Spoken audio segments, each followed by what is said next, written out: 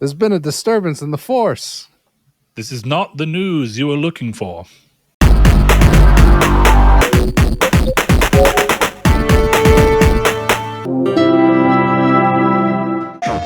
Well, hello and welcome to Triangle Square, the PlayStation Podcast. I'm your host, Brett Beck, and alongside me is the one, the only, the occasionally being blown out by the light in his studio, Mr. Chris Figs. Chris, how you doing, buddy?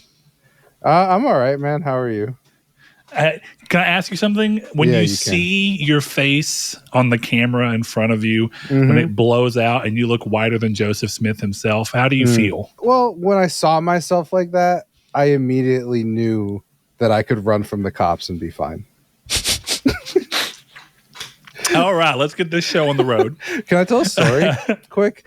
I had a weird interaction Tell me a story today. Then I have a question for you that is gaming related. But for now, yes, take a moment. Actually, Chris, give me just one second. I'm going to let you, but I will quickly say, welcome to Triangle Square, the PlayStation Podcast. If this is your first time, this is going to be a weird, interesting starting point, but that's okay. We hope you stick around and enjoy the show. We will have timestamps for you to look through so that you can enjoy whatever topics tittle your finger into clicking if you're not just intent on listening to all of it. But without further ado, before we get into talking about what we're playing and what we've been playing, and before we get into some of the news this week, like some potentially bad news for the KOTOR Remake, some shakeups at Sony and Suicide Squad popping back up, as well as some other things, we're going to apparently get into Chris's interaction. Yeah, so Chris, take it away. I had a weird interaction, that brought with it a moral dilemma for me. Okay, so for dinner today, I went to Subway and I got a steak sandwich. It was delicious. Freshly sliced? Fuck no! Are you joking? That's what their new marketing scheme is. Where do you think I am? We slice our meat fresh. Okay, maybe at the factory. But okay, so I go there and I just got a new credit card. I've never had a credit card in my life, right? And this credit card doesn't have an RFID chip. So I have to swipe it. So I swipe the credit card to try and pay for my food, and it pops up a PIN. Now, credit cards don't have PINs. So I'm looking at this guy and I'm like, it's not letting me do the credit card. This is a credit card. I cannot put a PIN in. So this guy... Did he tell you the solution to that, just in case you didn't know it? That did not work. I couldn't hit the cancel button. I couldn't hit go without putting in a pin. Couldn't do any of that. All right, go ahead. So this guy just looks at me and goes, "You have another way to pay?" I was like, "No, I came in here with this because this is how I have to pay." And he just goes, "I got you," and he fucking paid for it. Bro, that's sick. Right, but here's the moral dilemma: is that do I have to return the $20 to this fucking child who paid for my food? Keep in mind, this is like a fucking 16-year-old kid. Boy had braces, and he's fucking paying for my meal. Well, look, I would consider this to be one of those great moments where you have a great interaction with someone who probably is in a position where they felt comfortable enough doing that. It was an incredibly nice thing for them to do. So, I mean...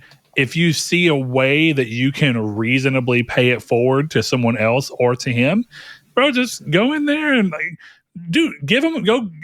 I'm not even kidding. If you feel like you have the means to do it, my solution to that would be to go get like a $50 prepaid gift, a Visa card, and just give it to him. Be like, dude, here, like, thank you. You deserve not only what you covered for me, but some extra for doing something so nice, because he didn't have to. He didn't have to do anything. Well, but that's what I'm confused about. He paid. So this is the wrinkle. He paid for it because he would have been in trouble if he had to throw out the sandwich. Well, not necessarily. No, that's what he said. No joke. Really? He was like, "I'll get in trouble if I throw this away, so I'll just pay for it." Dude, that's ridiculous. Because if he did it out of he did something, he still did something nice for you, even if it was to save his own ass. He did something nice for you. Yeah. But that's part of a broken system. That's what I'm saying. If you make something and then you can't pay for it, that's that's not on him. What is he supposed to do? Ask for proof of purchase before he ever even makes your sandwich? That's not the way that place works. Right. You don't pay for your Chipotle. Like, I ate Chipotle the other day. I've had a time where Chipotle's credit card thing was not working correctly, but the person in line didn't know that, already made my burrito, I got there, and the manager, I was there all the time. The manager was like, "Oh, our machine's not working." I guess he didn't realize. Do you have another way to pay? And I said, I absolutely do not. I do everything on my credit card. Yeah. I don't know what to tell you. And she just said, don't worry about it. Just go ahead. Just consider it on me. Well, and I was like, sweet. That's what I expected. And then this fucking dude pulls out his phone and does the little whoop, and it's paid for. And I'm like, oh, all right. If I was him, I'd have just been like, which I don't know how it's accountable. I don't know if there's cameras or what, but I would have just been like, yeah, take it. I'm sure there's cameras, but is my like $10 young. sandwich? He probably didn't want to run the risk of getting in trouble, regardless of what it took. And so the easier way is to just scan his card. I'd still do something nice for him because he absolutely did not have to do that. And if he works at a place where he's under that kind of rule of thumb, then damn, he deserves a break. I almost feel like being like, do you want a job at my place? I'll give you a better job. Do it. I mean this seriously though. Like, at what point did he do his work as he should? Did he seem like a decent worker? Here's the only thing I had. So this is a whole thing, okay?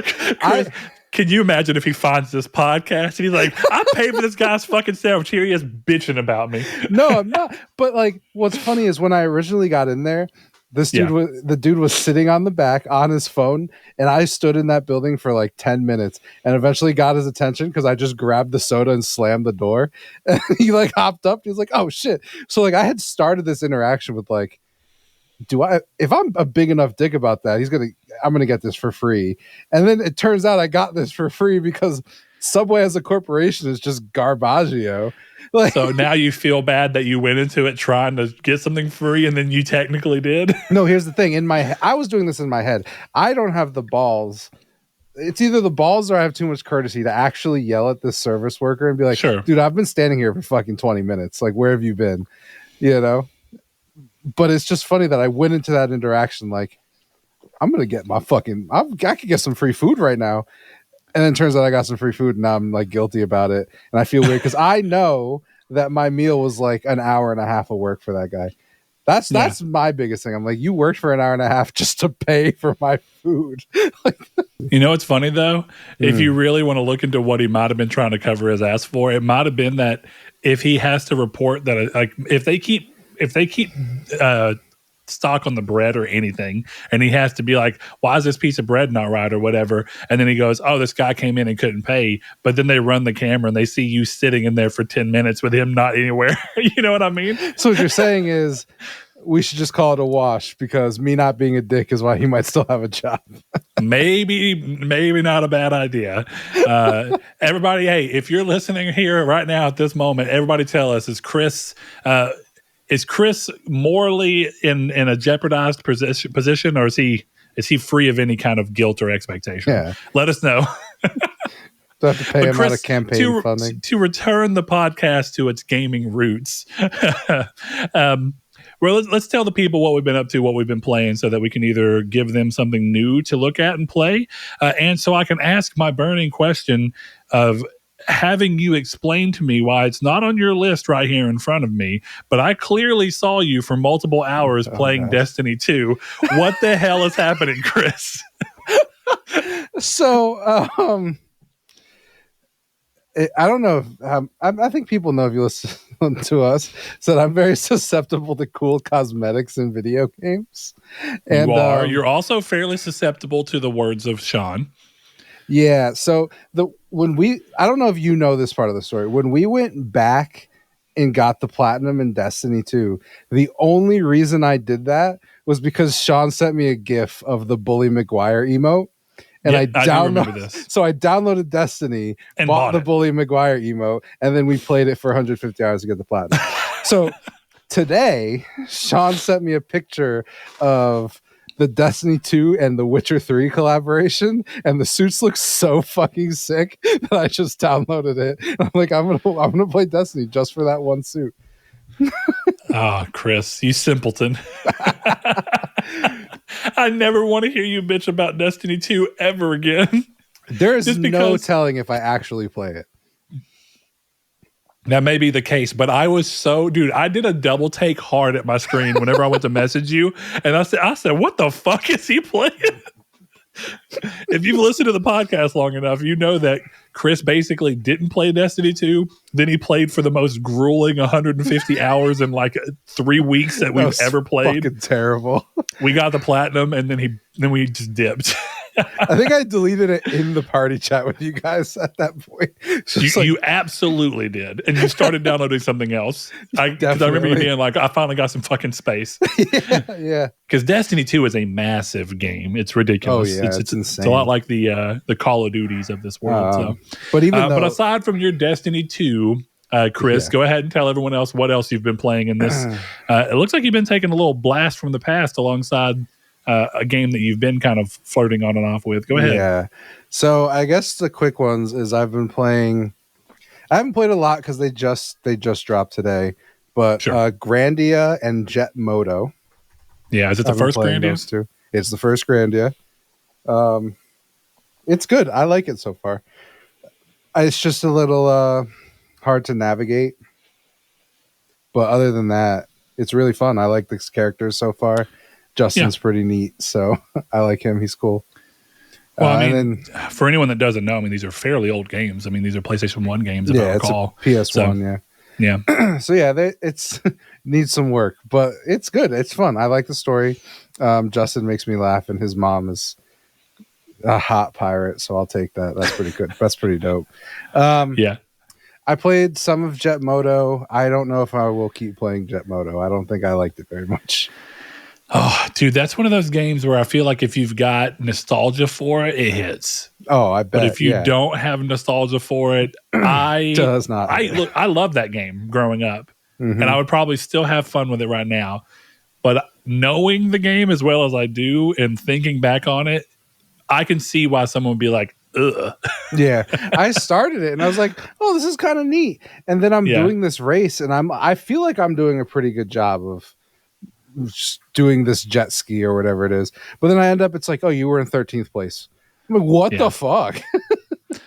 So, I don't know that I'll be playing too much of it, but PS1 games are in that real weird thing where it's like we talked about it a little bit last week, right? A lot of genres were kind of finding their transition to place like to 3D, both on this system and on Nintendo 64.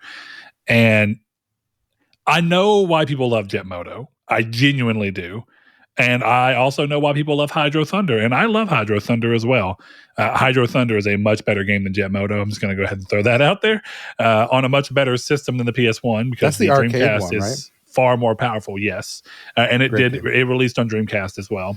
Because I remember the first time that after we got a Dreamcast and my dad, we put in Hydro Thunder. And it wasn't quite as good as the... And you didn't have the setup for the wheel and everything that you had on the arcade. But I remember thinking like, holy shit, I'm playing an arcade game at my house. This is wild. And I know that was true with like Tekken 2 and stuff, but we didn't have like a real arcade around here for a long time growing up. We still don't really have a great one. But so most of what we saw was like the very small arcade that our movie theater had. And that was back when we had what was it? The Movies 7. I think we had a 7 theater movie theater. So it was a very small arcade, and we had a little small arcade in the mall here as well. So I don't think we had those type of games, or I just wasn't old enough to realize when I was young enough to go. We also were fairly poor growing up. I also know that my dad was a big gamer, so even though we were poor, he usually tried getting the new console, and we would just only get a few games throughout the life cycle. But you still felt like, hell yeah. Like, I'll play Crash Bandicoot 1 till I die. Gran Turismo 2. But I mean, it's fun. So I kind of miss that. Yeah, Jet Moto. Classic title, man. All right. So you didn't love it because it's dated. I just don't know why I did so bad. And I think that's the problem. Like, it didn't... It's a difficult game, too. It didn't communicate to me like, oh, you're not braking, or there's a boost you're not using, or you're not going the right direction. And because it tells you there's like this little tip thing, and it's like, oh, it's not the straightest path, bro. You got to follow the waves. I'm like, okay, but this is a PS1 game. What the fuck does that mean? Yeah. The thing that I do respect about Jet Moto, and I really enjoyed, was just blatant advertising everywhere.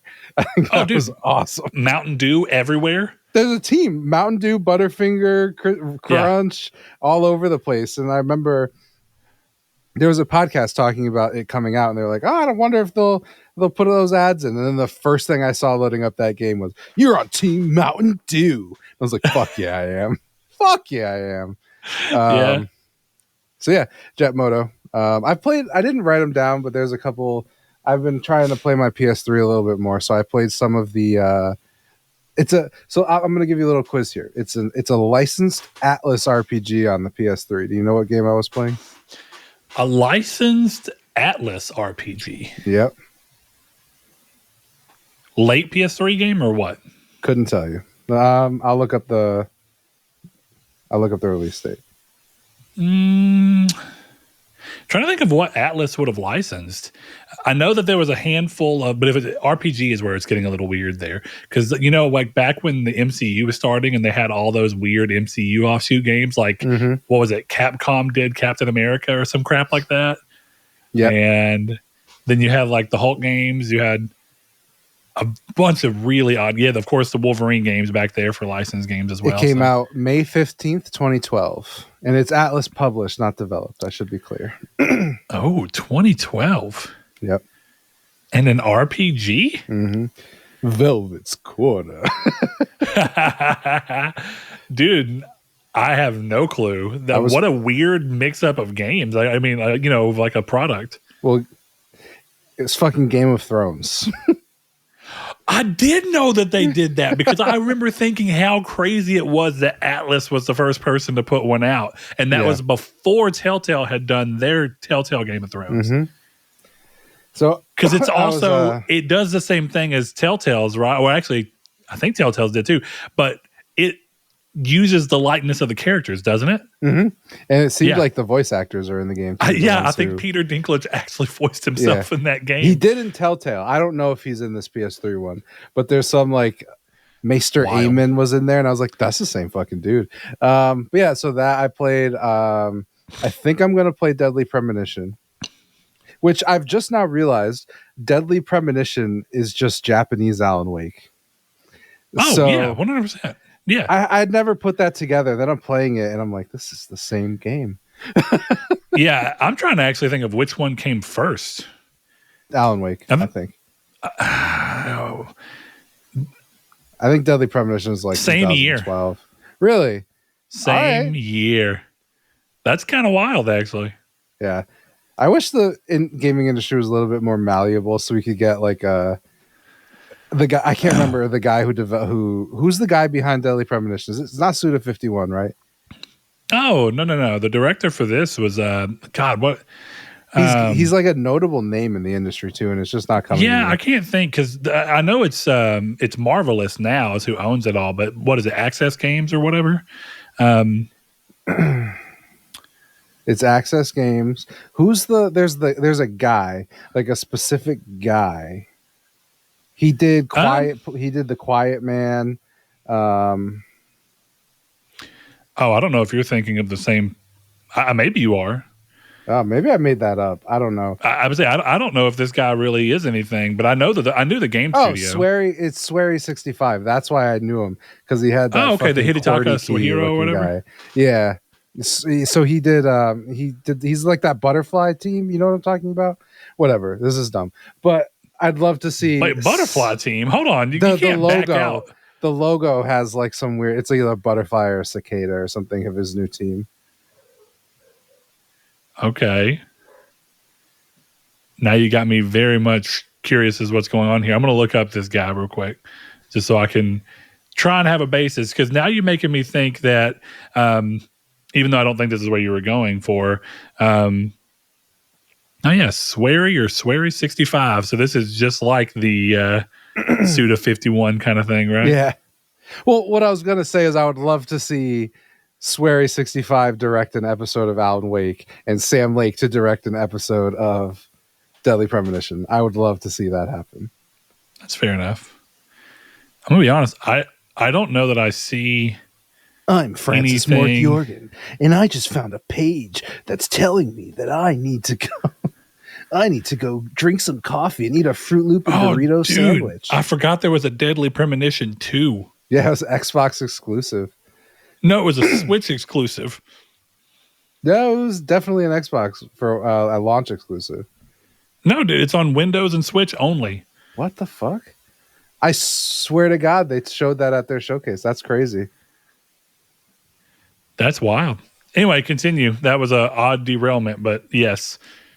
The point is, I would like to see those two game directors switch and make games for each other in their universes.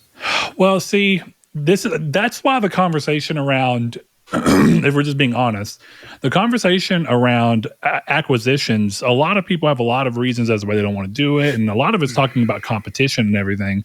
But the real reason I am not super loving the aspect of everyone wanting to acquire everything is because the more independent publishers you can come about who own the IP that they work with. Like, I thought it was so great that Remedy was able to get access to Alan Wake back to themselves, because it just kind of puts the fate of someone they love back in their own hand. And I know that's not a very easy thing to do, as we recently saw with like American McGee trying to get the rights back to Alice so he can make a new Alice, and EA Tomorrow Children, he got his back. Yeah, Tomorrow Children was able to get that back IOI awesomely. Yep, we got Hitman with IOI being able to buy not only their freedom but the most popular IP they've ever been tied to. Did you see? I'm sorry to tangent again, but did you see the story that people were bidding on IOI for single dollars? No freaking way! You talking about back whenever IOI was looking? They were splitting. Yeah, people were trying to buy them from Square. It wasn't like named publishers, but they were offering like $1 for them. That's insane. And then it's so wild that they were able to buy their own freedom and then come out and be a success on their own. Well, I know it's not true because the industry is not this nice, but you almost wonder if they were like, yeah, we'll give you $1 just as a way to be like, yeah, just pay Square Enix a couple million, take your thing and leave. You know what I mean? Kind of lowering the value of it, where you think like that story where people think EA sabotaged Titanfall so they could buy Respawn for cheap. You know, like that same kind of thing. So just in reverse, like someone offering so little so that Square is more like, oh God, they aren't worth anything. Right. Yeah, exactly. Guys, we'll let you buy. We'll let you buy yourselves. Oh, yeah, go sure. But even still, it's insane that Microsoft or Sony wasn't like 20 million, fucking 50 million. Here you go. Come to us. Yeah, and I kind of get the urge to want to go towards that. But yeah, going back to the heart of what I'm talking about, I do love seeing someone like Remedy being able to not only stay, and a lot of people wanted Sony to buy Remedy, and while I see an obvious fit for the type of games Sony fans like and that Sony likes to make, I'm honestly really glad that not only have they doubled down on being independent, but they've also doubled down on trying to get back any ownership for IP they don't have access to, or even something as simple as like building some kind of relationship so they can make a Max Payne game, even though they don't. Because like realistically, what in the hell would Rockstar gain from trying to sell back Remedy Max Payne? And because Max Payne is a Take-Two IP, or Rockstar IP, it's valued higher just because of the namesake attached to it. As far as they're concerned, they're like, even if we never make a game, it's more valuable in our hands than it is in yours. And that's just the truth. Because people who don't even know anything about Max Payne, if they said, hey guys, we're making a new Max Payne game, without Remedy or anything, it's still going to do well. But this is where you get that best of both worlds. Because I think the fact that Remedy's able to go to Rockstar and be like, look, we can remake both the first and second game, and we can be tied to it, which is good for PR, for people who were longtime fans, so you get a built-in audience. And then the rest of the audience that you're going to get is from people who just see Rockstar games attached to it. And they're going to be like, fuck yeah, new Rockstar games. Because that's exactly what happened with like, what is that game where you play the detective that was real big on L.A. Noire? L.A. Noire. Yeah, that's exactly what L.A. Noire was, right? It's like everyone, and I say this with love, but because of how much the casual audience doesn't really understand the developer-publisher relationship, you just see Rockstar and you think, oh, cool, it's a Rockstar game. This is from the people that made Grand Theft Auto. You don't know any different. And that's really a huge benefit for developers for times like that. So it's cool to see, but if more studios are able to go out and become independent like that, you could get that. There's no reason why a studio like that and a studio like Remedy can't be like, fuck yeah, we own Alan Wake. Do you own your shit? Cool, let's just cross over. Sure, that's fair. But here's devil's advocate. there's a non-zero chance of Brian Fargo and In Exile making a Fallout game because they're owned by Microsoft. So, of course, it just depends on where the acquisition comes in. Well, but you say that, but here's the thing: Obsidian can't make a Fallout game necessarily, right? They could. Why couldn't they? Well, they could actually. I guess they're owned. There's by no Microsoft reason they couldn't. But why wouldn't they? But really, what I mean by that is, regardless of who directing wise goes to it, if the people that were the most responsible, in your opinion, for why you love the game want to, they can always break off, become independent, and kind of do whatever they want. But you're right, Fallout's owned by someone. But that's, I think, why people like the idea of like Obsidian being like, at the time, like, you won't let us make a new Fallout game, Bethesda? Go fuck yourself. We're going to make a better Fallout game than what you've probably been doing with the Outer Worlds. And yes, Chris, I said that to make you do exactly the motion that you're doing right now. But to be honest, they said, well, we still want to make that type of game, so we're going to make that type of game on our own and just do a spiritual successor to what we think people liked about our game. And they did it, and it worked. It's great. It's a great game, yeah. But yeah, I've finally reached Act 3, or I've been in Act 3 of Baldur's Gate for a while. I am almost done with that game. Sweet. It is a masterpiece. Yeah, I expect that it'll do a lot at the Game Awards, but we'll see how that ends up going on. But if that wraps up yours, does it? It does wrap me up. I'm protected. Well, you can't be protected long enough because Alan Wake 2 is coming for you, Chris. I'm still playing Alan Wake 2. It's still amazing. Dude, the further I get into the game, the more I'm just in awe about what Remedy have been able to do with this game and how both faithful to the original it is while also doing so much new stuff. I don't want to retread a bunch of ground from last week, but that game constantly surprises me and delights me. And it's cool. It's the type of decisions you don't expect to see in a game of its scale, but I guess it's what happens when you can just find an independent publisher to be like, hey, will you please help fund this game without owning it? So that's cool. I'm at the final section of Lies of P. If you've played Lies of P, you know. And I have hit the Great Filter. I've only tried like 3 times, but dude, is it a boss fight. Dude, is it a boss fight. So I felt overwhelmed, because I'd been playing up until I got to that boss fight. And I was like, I'm going to take a break and play Alan Wake 2. So I will return to it. Lies of P is still a great game. I hope that I'm able to beat this boss and keep going, but this is the point where apparently some people hit, and it's whether or not they can continue playing. I don't know. Is this the defiled amygdala? Ugh. Don't even say that name. And I only say that because I don't have. There's another From Software boss from a more recent From Software game that people are using to compare to this person, but in the effort of not trying to spoil anything, even just in terms of style or design, I will choose to refrain. Are you talking about the boss that there's a guy famous for fighting her in a pot and underwear? Yes, if I recall correctly. Okay. Having not played the game, I can't say completely, but that sounds correct, yes. Let Me Solo Her is his name? Yes, that guy. Right, cool. Yeah. So, great game. And interestingly, I got to see Gran Turismo 7's actual first big update that has pushed it into a far more recognizable games as a service. So Gran Turismo 7's new update brought with it weekly challenges that continue to go up. And so you go into your races and there's a new bar and there's like 6 weekly events or 5. And the first one's really easy. Second one's a little more challenging. And the third one is fairly challenging. Challenging is hard to say because I beat the third one easy, but point being, they kind of build. And as long as you do 3 of the 5, you're going to still get like 200,000 gold a week or, credits a week. And then if you can go all the way through, you get like free car parts and stuff like that. And it's interesting because, before you can look at a game like Gran Turismo and be like, I understand how it fits the games as a service mold, but this has the games as a service hallmarks of, hey, we're going to try and invite you to play this every week so that you're constantly in the game and there's going to be benefits for you doing so. So it's been interesting to see it kind of take that tone. And I almost wonder if Gran Turismo 8 is going to be further off because of this move. Because once you start adopting that thing, the question becomes, Are you trying to hold on to a bigger audience for longer to get more microtransaction money? Or are you trying to move this audience into a new game where you can start the process all over again, a little more like what MLB The Show does?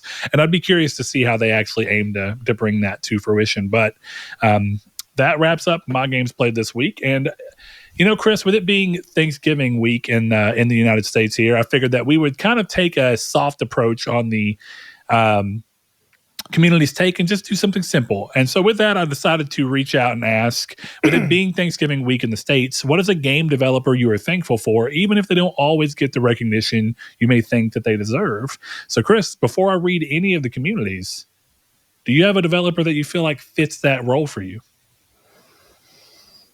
I think my answer would have fit the question a little bit better, 6 months ago, but my answer is Larian. I don't think anyone does what they do as well as they do. I don't even think anyone makes RPGs as well as they do. So, well, and they make a very specific type of RPG you don't see very often, right? Because I guess just because I didn't really play much of it, how do you feel like people who are playing Baldur's Gate 3 and going, wow, I really like this, how do you think they would benefit from going back to Divinity 1 or 2? I've never played Divinity 1, but I feel fairly confident in saying you could go back to Divinity 2 and feel pretty good. Yeah. I'm actually fully intending on going back to Divinity 2 once I finish this, because I'm more comfortable with the systems, Yeah, sure. I fell off Divinity because I tried to play it on hard and it was very difficult. And now that I'm at a point where I feel more comfortable with the Larian system of how they do things, I think I might go back and actually give that another run. So I would say so. I think the biggest thing I would say about Larian is you kind of said it, right? The most impressive thing about Baldur's Gate 3 is that it made a bunch of people like a genre that nobody plays anymore. Yeah. Or at least not in the console sphere. And I think that's a really important thing. But it also pulled a lot of people to that genre in the PC sphere for the first time. Yeah, it did. Yeah. So I would give it to Larian. I think they're a truly incredible studio. And even with all their accolades, they don't get enough credit for being so great. So sure. Yeah, I think that's very fair. Let's see. I'm trying to think of who I want to throw it to. I'd say there's a few developers that come to mind because not all their games just necessarily blow up the world, but I find them to all be very good. A good example of that is Drinkbox. I think Drinkbox are just a really talented, quirky, interesting studio that gets a lot of love, but I feel like they've never quite broken out into the mainstream, despite having a lot of games that people are like, oh, hell yeah, love that game, love that game, love that game. But something a little more recent, I'm probably going to say, recent's actually not the right word to say, but something a little more on my mind recently has been Media Molecule. I think that they're a very weird developer and they've had their little flashes of success, but realistically, nothing has really put them on the map quite as much as probably Little Big Planet 2 did, if you don't really want to count Little Big Planet 1. That was their flash in the pan, and while people love them since then, they've just never really quite gotten that love again. But I think they're a really unique and interesting developer that I'm glad are around. And as I always say, I hope Sony never finds the need to have to shutter them. But so I really hope Chris's thoughts of having a bunch of people who have won very high prestigious awards keeps you from being fireproof. But you never know, man. Here's the thing, you can keep those people while getting rid of the rest of the studio. It's just, what's the look? It's a fair point. It's a big question. I'm very excited to see what they end up working on moving forward, but it's just, who knows? It's very hard to tell in modern Sony what a studio like Media Molecule would even do. So, well, because a good point of comparison that kind of came to mind there is that the type of games that Media Molecule would normally make are kind of in line more with what you see from what Asobo did, or not Asobo, but is that actually what their name is? I'm thinking of Asobo as the team behind Plague Tale now that I'm saying it. But the Asobi, whatever. Point being, the studio behind the damn, what is that pack-in game called? Chris, you're muted. Please save me. Astro's Playworld. Astros, yes. It's Team Asobi, right? Team Asobi, that sounds right. And I think Asobo is the team behind Flight Simulator and Plague Tale Requiem and all that. So yeah, I think not them, but Asobi. So, but I think Media Molecule makes those type of games. And I saw you post on Twitter earlier where someone was talking about how they find it crazy that Sony's not jumped on making a full-fledged Astrobot game. Oh, yeah. And I saw that you were kind of saying like there's not necessarily been any proof that it would sell because the game has been a pack-in, which I'll push back just a little bit. One of the most popular and best-selling PSVR games was Astrobot's Rescue Mission. But that's a little different. I'll give it to you. It's not even that. It's a little different. PSVR is like 4% of the audience. Oh, of course. Of course. I'm just saying there is something that has sold in relation to it, and in its own market, it was one of the best-selling games for that market. But that doesn't necessarily translate over. It doesn't. It might, but it's not immediately clear. The point I was making was that there's no proof that Astro could support a $70 box product to the general population. That's the thing. That's not I think the real question is if Sony's willing to let that game be a $40 or $50 direct. But even still, there's no evidence that it would sell because, again, it's a PSVR game that was incredibly niche and it was the best PSVR game. So, like, you could sell anything that has the reputation of best PSVR game. That's not a hit on the game. But and then Playroom is a pack-in that I wonder, like, as much as I enjoyed it, I wonder if you had to pay for it, if it would have sold, Mm-hmm. So that's the question for me is like, yeah, Asobo's great. Astro's Playroom is really fun. Will it sell? That I don't know. Someone responded to me with like, that's crazy. It just has to be good. Look at Super Mario Bros. And Wii Sports and Donkey Kong. And I went, you're making my point. Because Astrobot cannot be put on that level. And until it can be, we don't know. So it's interesting that you say that, though, because one of the things that was actually kind of brought up from a lot of people with Astro's Rescue Mission on PSVR is that it felt like a Nintendo platformer of that quality and that design language, which was odd for Sony to be putting out because they don't really have that. They don't have a lot of output like that. You have games like Tearaway, which I think are far more towards Nintendo's sensibilities. I think Media Molecule do make games in those sensibilities, but as we've seen, Media Molecule has gotten pushed further and further down the list of important developers for Sony. So it was an odd thing to see. So yeah, you're right. And how do they stack up against those? But I don't know, because I remember at one point, and I was hoping I could actually find it, how many people, I wonder, have completed Astro's Playroom? Because even though it's a pack-in, does not mean everyone's going to play it. So it's kind of that thing where you kind of wonder what that could look like, Yeah. Again, it's not a hit on that. On the game, like sure. Even if you complete it, right? Even if they completed it, it's a free game. The barrier of entry is low, but the Platinum has a 4% rate, so 4.8% of the people who have played it have platinumed it. That basically means you just played it, right? As far as I remember from what that game was. No. There's a good bit of extra stuff you have to do to get the platinum. Got it. That a normal player wouldn't necessarily stumble across completely on their own. Like they could, but you'd be doing extra stuff. So I think it'd be more interesting to see how many people just completed it. SSD Speedway, 10%. So about 10%, it looks like. Yeah, 10% of 50 million units out. So, I mean, that's, yeah. You kind of go through the thing is like, is that enough? I don't know. Yeah, is 500,000 people enough? Yeah. Which maybe not. Again, it just depends on the level of investment. I don't think Sony is going to invest in one of these games coming out every 1 or 2 years if they until they know it's going to sell, and I'm sure it will. It's just they don't have that. We don't have that. Well, and then you run into that thing of like if they restructured Japan studio around Asobi when they shuttered the original Japan studio and kind of reset up their Japanese gaming, what does that look like and why?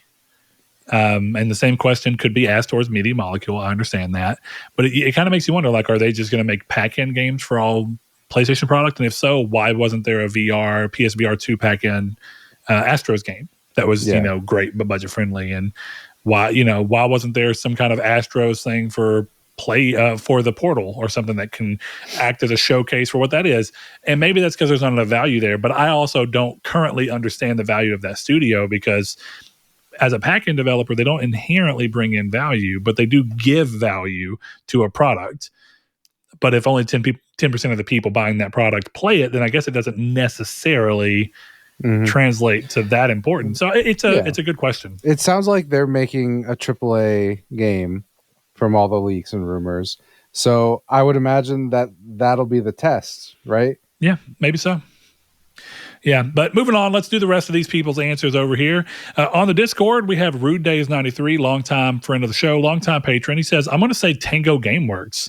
Going from good horror games with The Evil Within and Ghostwire Tokyo to then a 2D anime-style Hi-Fi Rush, which tied Zelda and Mario for number of nominations at the Game Awards. Probably a hot take, but I could see them being a top 3 studio for Microsoft in the coming years. It's high praise. That is very high praise. Very high praise. I really liked Ghostwire Tokyo, and I found it very charming, and I liked it a lot. But I'm going to be honest. I think the conversation around Hi-Fi Rush was much more spirited and much better for Tango as a whole than Ghostwire was, unfortunately. Ghostwire had its flash in the pan whenever, I can't think of her name right now, but the girl developer was announced as being the director before she left off and did her own thing. And I think that was strictly because of her energy that game got so much attention. But I'd love to be wrong, and I would love to see that studio really go on, even though it seems like the head is still looking to leave soon. So it'll be very curious to see where it goes on with them. But that's a good one to do. I see a lot of people giving love to Hi-Fi Rush. We got Rude Colt. He says, I was going to say the same about Tango. He said they've made diverse games that have all been pretty good, and Hi-Fi Rush was quality and still in my top 5 games of the year, which in a year with this many games is pretty impressive. I agree. We got another, and Rude Cole's a patron too, but we also have another longtime friend of the show, longtime patron, Josh Ayers. He says, just because I've been playing their work, Team Salvato, Doki Doki Literature Club, those devs seem to have disappeared, unfortunately. And I haven't seen anything from them besides Doki Doki, and Doki Doki's original release was like 2015. Yeah. So that's not looking great, but thankfully Doki Doki coming to consoles like it did has only been a few years, like a couple years. So maybe there's not much to fret upon. Maybe it's just making more money off of their successful thing while they work on something else behind the scenes. Be a shame to see that go on. We got a few more answers over on the Twitter I want to highlight. We got Jason G, who said, Naughty Dog? No? Okay, fine. I was going to say Capcom, but they have some good stuff. I'm thankful for NetherRealm. Sure, MK1 has some huge issues that needed addressed, or that need to be addressed sooner rather than later, but I'm thankful they exist and created MK1. Have some fond memories with Mortal Kombat. So thank you. There you are. If anyone from NetherRealm listens to this very niche podcast, you have been thanked. We got one more I'm going to highlight here, and actually 2 more. That's a pretty good one on the other one. This one's short, sweet, and simple. Comes from Savoy Prime. He says, Falcom. Only folks who play and enjoy their games will ever understand that. I'm going to tell you right now, I love the East games. Not all of them, and I am very hit or miss on them. Memories of Salsetta, great game. I failed to be able to click well with Lacrimosa of Dana, or however you actually pronounce that. And I really tried both on PlayStation 4, PlayStation 5, and Vita, and just could not click with it. But East Origin, fantastic game. East 7, or not, East 7. Like, I've played a lot of them. I like the series, but I think the series that a lot of people come to mind with them too nowadays is the Trails of Heroes. Or whatever it's actually called. It's something very similar to that. And I never really have gotten into them or tried them, but I know a lot of people. I think it's Legend of Hero Trails in the Sky, something like that. You're talking about one series with 18 sub-series in it, so... Yeah, I actually think that the Trails series may be a sub-series of Legend of Heroes, which is also its own series. So actually exactly what it is. Yeah, that's right.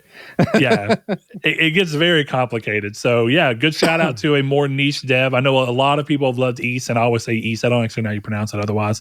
But I remember I learned about Ys in welding class in high school and in my 10th grade year. Because we had people from a school 20 minutes away from here that did not have any kind of, I don't know what you call that. I guess like that electives that are made for building skills for a job. So they would bust them here for those classes. And I'd never heard of the thing. And he's like, you've got to try it. And bam, I fell in love. So it's interesting to see. Last one here comes from Sweet Gran Turismo Jones. He says, most recently, New World Interactive. I know I've voiced my disgust with Call of Duty and its seemingly brilliant but poorly executed DMZ. New World makes Insurgency a tactical 8-player co-op first-person shooter, and it's awesome. I'm thankful there's a dev that thinks that there's value in such a game, which is an awesome answer. I love kind of looking and saying, like, regardless of how good or bad or whatever the dev may seem to a lot of people, it's more of being thankful that someone sees an area of the market that's not being served and chooses to serve it at their own risk, which is cool. So we're going to go ahead and move into the news. But if you'd like to join us for the next Community's Take, where we reach out and think of something that we're going to get your opinion on out there in the community, then head over to Twitter or X, the social media site formerly known as Twitter. Find us at Triangle SQRD. You can find us on Facebook with a group, Triangle Squared, a PlayStation Podcast, or you can join us by clicking the link in the description below, whether you're watching on YouTube or listening on podcast services, to hop into the Discord and join us for our moment-to-moment, day-to-day talk, along with so many of our other listeners, patrons, and friends. So without further ado, Chris, I think we're going to move into the news. And the first piece of news has been good, but as is the case with anything related to this game online, it has stirred up a little bit of controversy, as it is one to do. So coming off the back of factions not working out, Naughty Dog has announced that The Last of Us Part 2 is being remastered for the PS5. This is a full-priced release from Naughty Dog, but players who own The Last of Us 2 already will be able to upgrade their version to the remastered edition for $10. The goodies that come in the package are as follows. We'll get improved textures, models, and animations, of course. We will be able to play in 4K resolution, native and fidelity mode, or upscaled in performance mode, as has become pretty common this gen. And loading times will be greatly reduced, as you'd expect. In addition, the controls are to be modified to make full use of DualSense's capabilities. I want to take a second there. I feel fairly confident that The Last of Us 2 was one of the weird PS4 games that if you played it in backwards compatibility mode on PS5, the triggers worked as they're supposed to on a PS5 game. But I don't know that anything else did. I don't know if it had the haptic feedback instead or whatever, but I remember there being talk about playing this game on PlayStation 5, revealed that there was some of those features available. But moving on, interestingly enough, The Last of Us Part 2 Remastered will not be limited to just improved graphics, but the game will also receive a new mode called No Return. This is a gameplay variant combining survival and roguelike elements, where we will test our skills in clashes in which many aspects are to be determined randomly. There will be a choice of several playable characters with different abilities, and the success will unlock more. There will also be characters that we've never been able to play as in the series that you will be able to play as here, which is a pretty cool idea, to be honest. Fucking Nathan Drake, let's go. There was a guitar free mode that was added as an expansion of the sections from the original, in which you can play the guitar to your heart's content. A big attraction should prove to be the so-called lost levels, which are levels that were cut from the game. This will be available in an early unfinished form, accompanied by comments from the developers. I love that mode. I love that idea. Even for people that aren't necessarily into it, I think when you're doing something like this and you're making a product like this, I'm going to be honest and say that there is no amount of stuff that you can bury into the game and put into the game that will feel like too much. Mm-hmm. If you're asking someone to potentially spend $70 for a game they already have or had, or $10, it's cool to do this, but I also think that one of the things I miss about old DVDs and Blu-ray and stuff is commentary from directors and stuff as a way to entice you to play again with a new perspective that gets added by being able to play the game and hear the thoughts of someone while you're playing it. Definitely. So while this isn't the whole game, it's cool to see why they were doing it originally, what the story reasons were, and why they ultimately decided to cut it, just so you can have that information. There will be an option to include commentaries during the cutscenes, enabling us to learn anecdotes. Never mind, I guess it is throughout the whole game. From developers and actors about how sequences in question were created. The game will also offer the familiar gameplay from The Last of Us Part 1 speedrun mode with network rankings and additional skins for Ellie and Abby. So that is via Adrian Werner from GamePressure.com. Chris decided that he needed to give a shout out, because I'm assuming that means that you didn't do a lot of digging and do your own stuff. So good to shout out people when you're borrowing news, as we say. No, I was not going to retype all that shit. So I was like, 100% copy, get it. paste. There you go. Thanks, Adrian. Credit. Yeah. Shout out, Adrian. So look, this has been this is getting hit with the same conversations that a lot of things get hit with. Does this need to be $70? Did it need to be remastered when it already had a PS5 update that allows you to play the PS4 version at 60 frames per second? If I was not mistaken that the triggers already worked, it just kind of starts to be a thing of like, why is this happening? But I think there's two very important things. First thing that came about that was clear was that apparently this was for new hires at Naughty Dog, and this was made as a small team project to get people working while they're working on their new IP that was also confirmed to be in the works. Secondarily, I really think that this has the answer that I think some people felt a slight uncomfort with The Last of Us Part 1, which is that it was $70 for a remake of a game with no cheaper option if you own any of the other ones. And there was a long delta between the releases. And I'm not going to say that it's completely wrong that it was $70 or it was completely right and that people were wrong to think that they shouldn't get some kind of thing for cheaper. But I think that there's a much easier conversation here that this is a $10 upgrade for anyone who owns it, which that game did not have on Part 1. So it's very hard to complain for anyone who already owned it. And for other people who have never played it, this is a great $70 title that you do not have to pay $70 for. You can buy the PS4 version, play it no problem as it's on sale.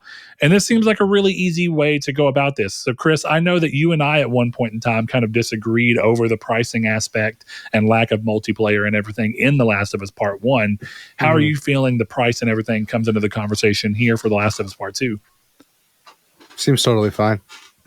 Yeah. Yeah, this seems fine. Well, I know you were like a staunch defender of them for the first one. Yeah. And I even understand why. I didn't completely disagree with you so much as I still just felt like I can understand the other side. But here, I'm very much in line with you. I don't know that this is the right kind of thing to be worried about. It's an optional product, as we all say. And a lot of new eyes got on the series of The Last of Us after the very successful show first season. So I want to say this feels obvious and not disappointing at all to me. Yeah, I don't truly have any issue with this. It just kind of seems like, I don't know. The one issue you could even make up is, well, Naughty Dog hasn't done anything other than Last of Us remakes in like 10, 15 years. But yeah. Okay. Yeah, I think what you'd say is the last non-Last of Us output that they put out was Lost Legacy in 2017. That sounds right? I think so. Yeah. So before that, if you want to go full game, you'd say Uncharted 4 in 2016. Yeah. And I think that's the thing is I think Naughty Dog is a studio that moves very slowly. And if this is like one of those things where it's like, okay, we're going to have a bunch of new hires, put this together, show us their chops on bringing this game forward while we're all working on our superhero card game or whatever the hell they're doing. Like that's fine. That's cool. Like I understand the like fanboy need to be like, oh, this is fucking ridiculous, blah, blah, blah, blah, blah. But like, this is a product you don't need to buy that is pretty cool. The game is good. And there's a lot of extra stuff. You know, I think Greg Miller said it. I didn't listen to the Kind of Funny thing, but I saw it on Twitter where he was saying like the roguelike mode alone could have been a $20 downloadable game and people probably would have shit their pants for it. and it's coming to you with The Last of Us with a bunch of free stuff, and for $10 if you own the game already. What is there to complain about? Yeah. I actually think that that's the other cool thing here is while you may not have multiplayer in this title still, I see this $70 as a much easier barrier than the barrier we saw for $70 for part one, because in my mind I look at this and think, yeah, there's new content here. There's missing content from the other thing. There's a bunch of different things that happen. So I think when you look at it that way, it's kind of just how it works out. So with that in mind, I'd love to see what they end up having come out on the other side. But until then, we'll just kind of have to wait and see. So moving on to the next piece of news here, we've got Jeff Grubb has felt a vibration in the force, and it's not good news for Knights of the Old Republic fans. His reporting is that Sony has pulled funding from the project, and it is basically dead at Embracer Group. The beleaguered publisher has been hemorrhaging employees in studios recently, with about 900 layoffs and 12 games being shut down as part of their restructuring to try and save their financial status. Jeff says that there's nobody currently working on the game after Sony abandoned the project, after it had moved from Aspire, whoever, I can't remember how you actually pronounce that, to Saber Interactive, and then once again to another studio with the previous problems that we had heard about in development. So this is unfortunate. And one of those things where if you're really excited to see a game that a lot of people have heard about and it's been very influential, but you wanted a newer way to play it in a better fashion, you're out of luck. And I think this goes to highlight what I've said often about there's a really delicate balance that you play when you choose to announce something really early, because you never know when that announcement's going to come back to bite you in the ass. You never know when it's going to go. It's the unfortunate reality of trying to release something. You want to build hype for your product by saying, look at this exclusive remake for a beloved game that we're going to have. But you run the risk of having to also be like, yeah, that game that we talked about is never coming. So I will say that this sounds weird, and I was really excited for this, but if a game was going to get canceled and get lost, I think a remake of an existing title is better than a new IP falling between the cracks and us getting one less new idea hitting the game's sphere. I know it happens, and it probably happens all the time, and we just don't hear about it because there's no cachet to the name necessarily. But there are worse things than a remake getting canceled. Who knows? Maybe it'll find new life again if there's enough online demand for it. But going to give Chris a second to plug.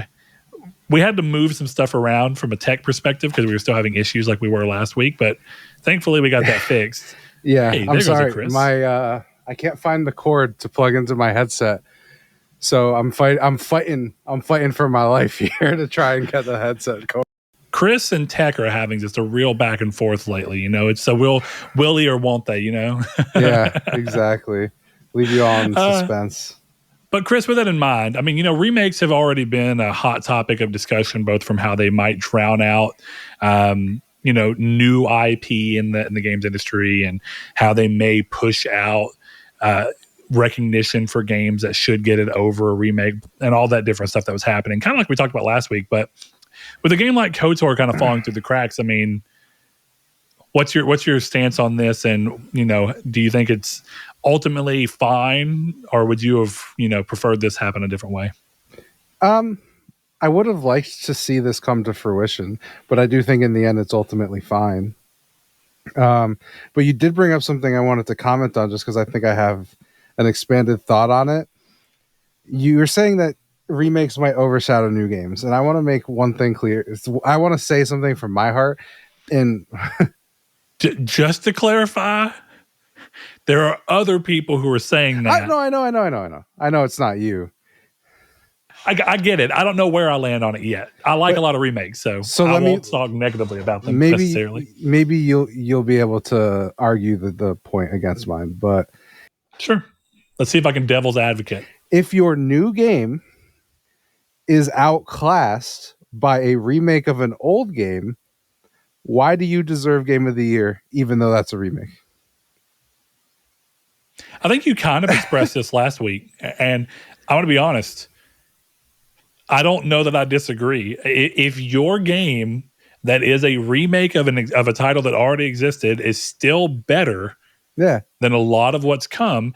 Here's where I think it gets complicated, though. I'm going to be honest as to the devil's advocate part of it, right?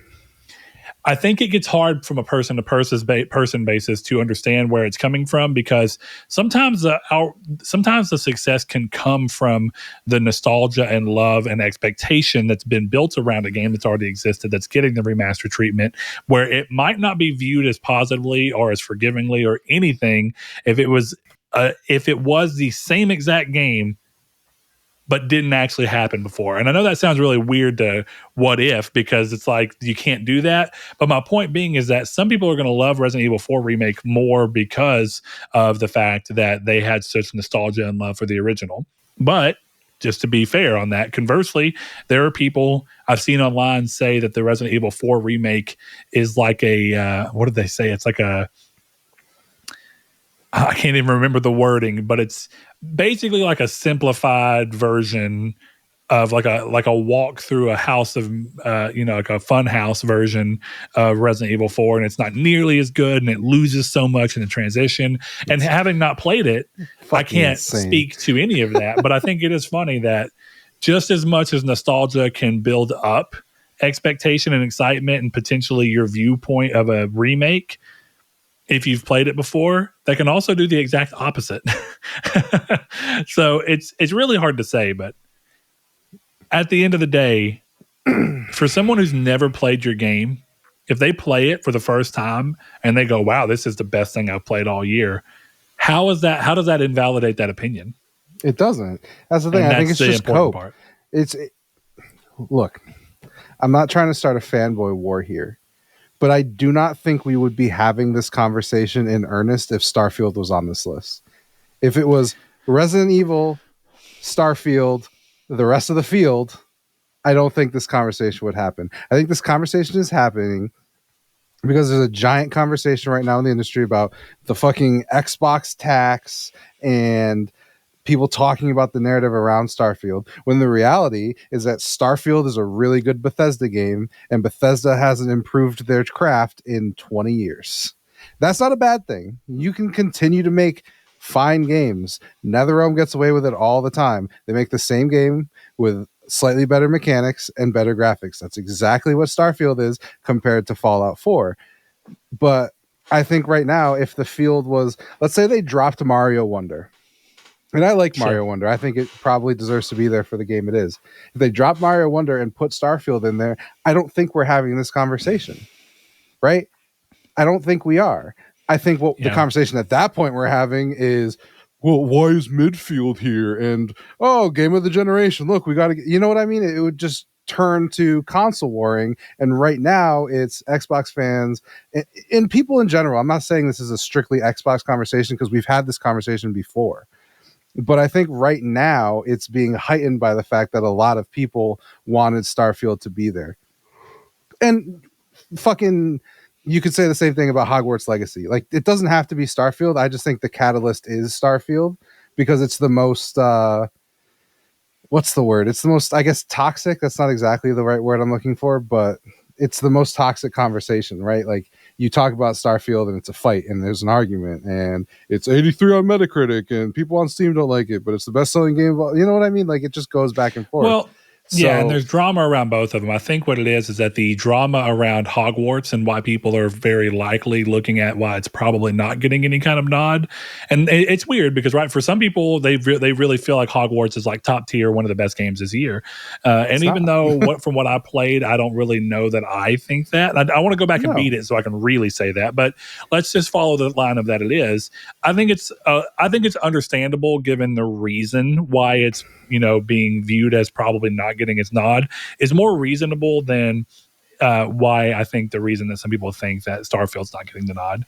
I think Starfield just had a lot of competition, and I agree with you. I've been saying for a long time, I think Bethesda were considered ahead of the craft for a long time because they kind of pioneered and really set the expectation for large open-ended games with lots of possibility, and they kind of ruled that for 20 years. Mm-hmm. And the problem is once other games started coming out and matching that scope and size and breadth of content and quality of content, I have long said I don't think Bethesda upped their game.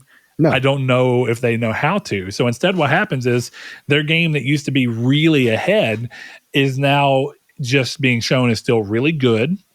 Yeah. People have a great time with it. They're well-made games that are still very Bethesda-like, and you're not going to get that exact experience from almost anyone else.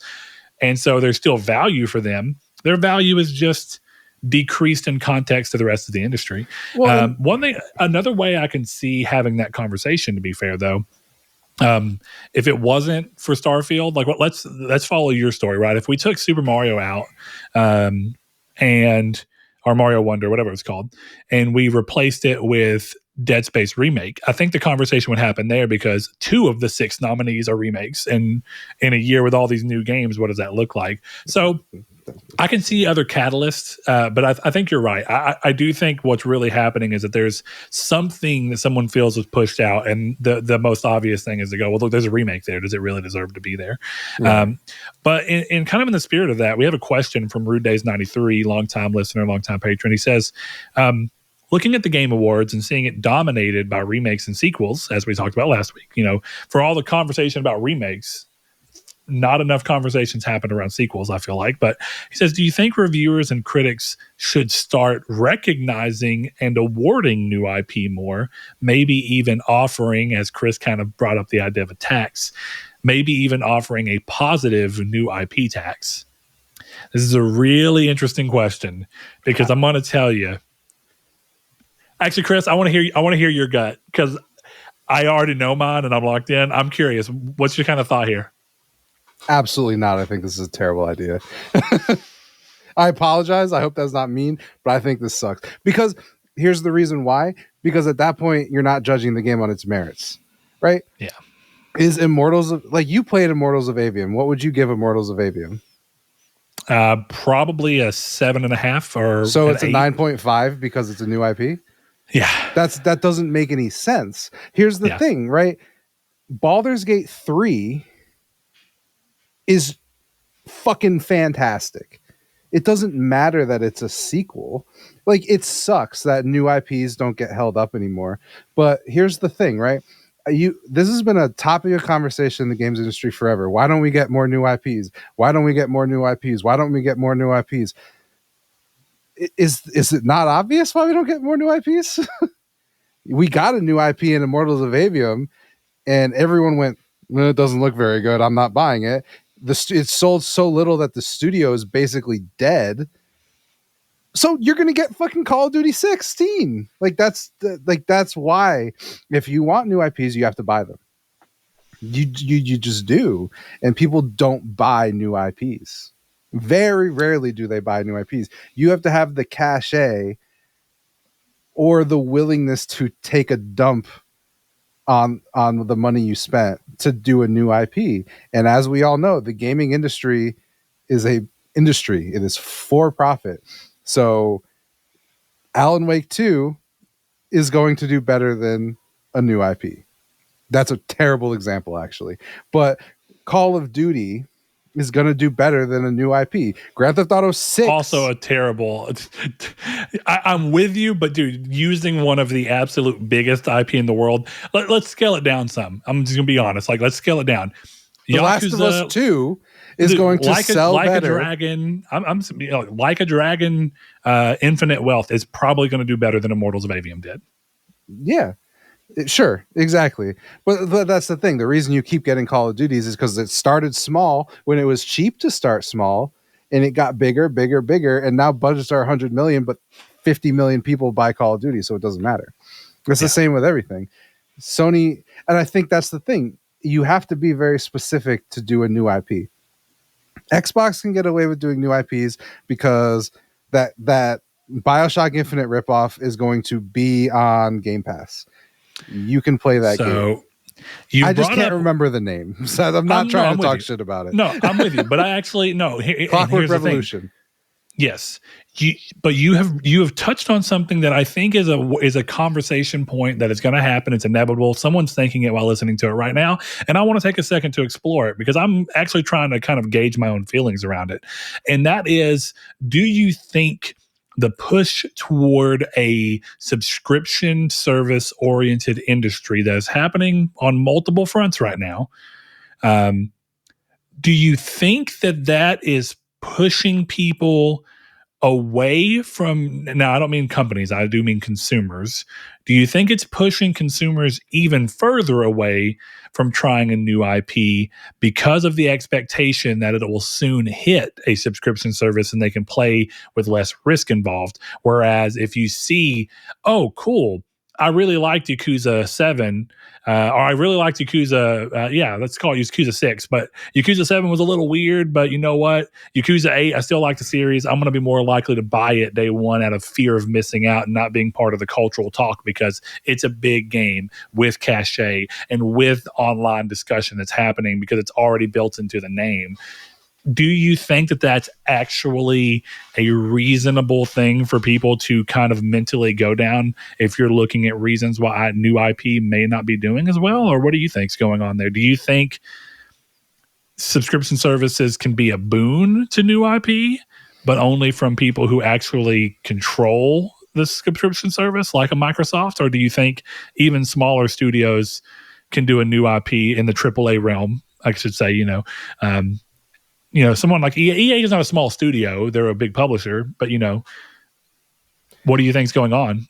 I mean, I think in my head the answer is no, right? Because Cory Barlog's new IP is not going to be on PS Plus. You know what I mean? I think it's entirely dependent on who's doing it, right? When Sony announces a new IP, it's going to sell. It doesn't matter. But even that's going to be tested. Is Concord going to get bought? Is Fair Games? We don't know the answers to anything. Are those even going to be box products? Those might be bad examples. Right? But I think the best example of how you get to this point is you look at something like the movie industry, right? Where, Damien Leone with Terrifier basically did that whole thing himself. Terrifier 1 has a budget of $35,000. Yeah. Right? Terrifier 2 had a bigger budget. Now Terrifier 3 is basically a full-blown property. Yeah. Right? And it's because it grew from something small. And there was very little risk. And people loved it. And they supported it. Terrifier 2 was kickstarted. I think it was $250,000 they made off that. So the budget got bigger. And now Terrifier 3, they're having their own issues because of the level of violence in those fucking movies. But it's being at least looked at by big studios. And I think that's the thing right now is games. You can't make a game for $35,000. So the risk is inherently bigger. So you have to have cachet, or you have to be willing to throw it into Game Pass. And then if you look at what unproven studios are getting on Game Pass, you look at the lawsuit email, right, where the analyst for Microsoft was saying it'll cost us $5 million to put Baldur's Gate 3 on Game Pass. And the studio head Sven was like, I'd love to meet that fucking analyst. You know what I mean? Because they don't know how to value Baldur's Gate 3. Baldur's Gate 3 is the third one of the Baldur's Gate series, but for all intents and purposes, that's a new game, right? That's not really... Yeah. It's connected to that sequel, but it's a different developer, I think it's the same publisher, but it's not... None of the people making Baldur's Gate 3 made Baldur's Gate 1 and 2. So you could argue that's more or less a new IP. It's a nebulous thing, but I don't think... So just to throw this out there for the importance of it, Larian is the publisher of Baldur's Gate 3. I wasn't sure. Yeah, so I wasn't sure if Wizards of the Coast was involved. Wizards of the Coast just holds the IP and determine who they let use it. So there you go. They did it themselves. Mm-hmm. I think that's the thing. It's super important to note because I think that a lot of people are talking about like Larian and whether or not they're an independent studio and what does that mean when they're using IP that's tied to one of the biggest companies in the world with something like Wizards of the Coast. But I think it's really important to say that all that they got was permission to use the IP from Wizards of the Coast when they asked for it. But for the most part, this is a game that was made and published at huge risk of themselves at Larian. I think it's really important because it is different. And that, it's very different. than someone like EA floating the bill. And yeah, it still has a huge impact on Ascendant Studios when Immortals doesn't sell well. But the difference is that they didn't put their own money up. EA did. And the problem is once EA's funding's gone, Ascension can't stay up on their own because of that, or Ascendant, whatever the studio is called. But Larian really risked a lot on their own to make a game and put it out there, separate of having the publisher bear the brunt of what happens, you know? Yeah, I'll go back to what I was saying in the last thing, right? The point I made where if your new IP can't stand up to sequels, it's not the sequel's fault. I do want to go back to the question while also quickly saying that I am not so sure that at least the reasonable fear that someone might come across in their mind that subscription services can be problematic to games that are multi-platform and have a higher chance of hitting it. Because I agree with you. The new IP that Santa Monica is apparently working on is not at risk of being on a subservice day one. It's just not. From anything that we have, there's no reasonable way to expect that. Expect that. So you would look at it, and you would think, I don't really need to worry about that.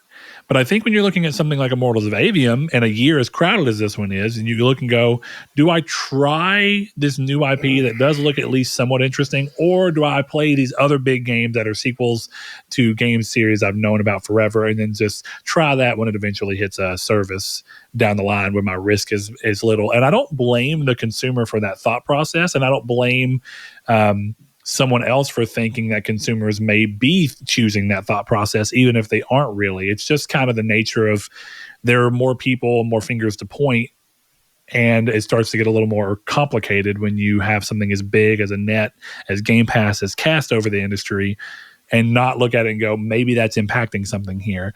But going back to the heart of the question that was asked, Chris, my immediate gut reaction is both the same as yours. I think that this goes exactly to what we're talking about with the question around what Gene Park mentioned about the guy making the soundtrack for Final Fantasy 16 while he was doing Cancer. And while that is an insane feat and awesome, that it should not prompt us to award that game over what might actually just be a better set, a better score somewhere else. And so you look at it here and you think the same, like, yes, would I love for there to be some way for new IPs to get better recognition and awarding? Yes, I would. But I don't know if I think the idea of doing it with a tax that pushes new IP above existing IP to be the way to go about it.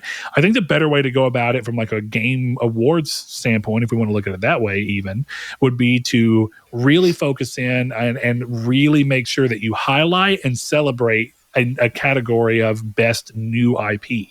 Absolutely. And you don't take away from existing games, and you still give the same opportunity for this new IP to not only win best new IP, but game of the year if it really is that good. I think that's the best way to do it. And as far as reviewers and critics are concerned, I think that it's on, I think it's kind of a self thing where the people who are doing the job of reviewing and critiquing these games, I feel like the impetus is a little bit on them to, in their writing, try and give a positive, not a wrong or lying spin, but try to highlight that this is a new studio or a new IP doing something and trying something new, and being open about saying where it succeeds and where it fails at those attempts, but making sure that it tries to highlight the fact that it is a new IP and just give it some kind of like, hey, if this is your thing, this is doing something new and interesting and exciting, and it's bringing a lot of new ideas to the table and mixing some for the first time ever. And while it's not the best thing in the world, it has a lot of promise, and maybe a second one can do something. But I think that that's just content. I don't think you should adjust your score. And honestly, as we've talked about a lot, I think scores are problematic, and the industry built around it really is unfortunate, because if there were no score and you read a review, I bet a lot of reviews probably do talk about that. But that's not what most people look at. They just look and go, what did this get on Metacritic? A 90? Sweet, I'll get it. What did this get on Metacritic? A 75. There's a lot of 82s that came out this year. Why would I waste time on a 75? And there might be a great reason to waste time on a 75 if you read the reviews and found out that, oh, this is the exact type of game I'd be interested in. Well, and here's the thing. It's hard to hear, but this year was the worst year they could have released Immortals of Avium, because I think this could be a topic we have down the line, but I think almost subjectively this is probably the single best year for video games in terms of the games we're allowed to play. Obviously the industry is fucking falling apart. It's been over 7,000 people who've lost their jobs in the industry. That part of the industry is a nightmare. But on a consumer level. Exactly. In terms of what I got to play this year, it was fucking sick. And Immortals doesn't stand up. But Immortals comes out in 2014. It's one of the top 6 best games of the year, because fucking Dragon Age Inquisition won that year, and that game is garbage. So I'll be honest, dude. If you could have gotten Immortals out of the door last year, I think it might have done a lot better. Definitely. To be honest, depending on what next year ends up looking like, a 2024 Immortals might have been the right call.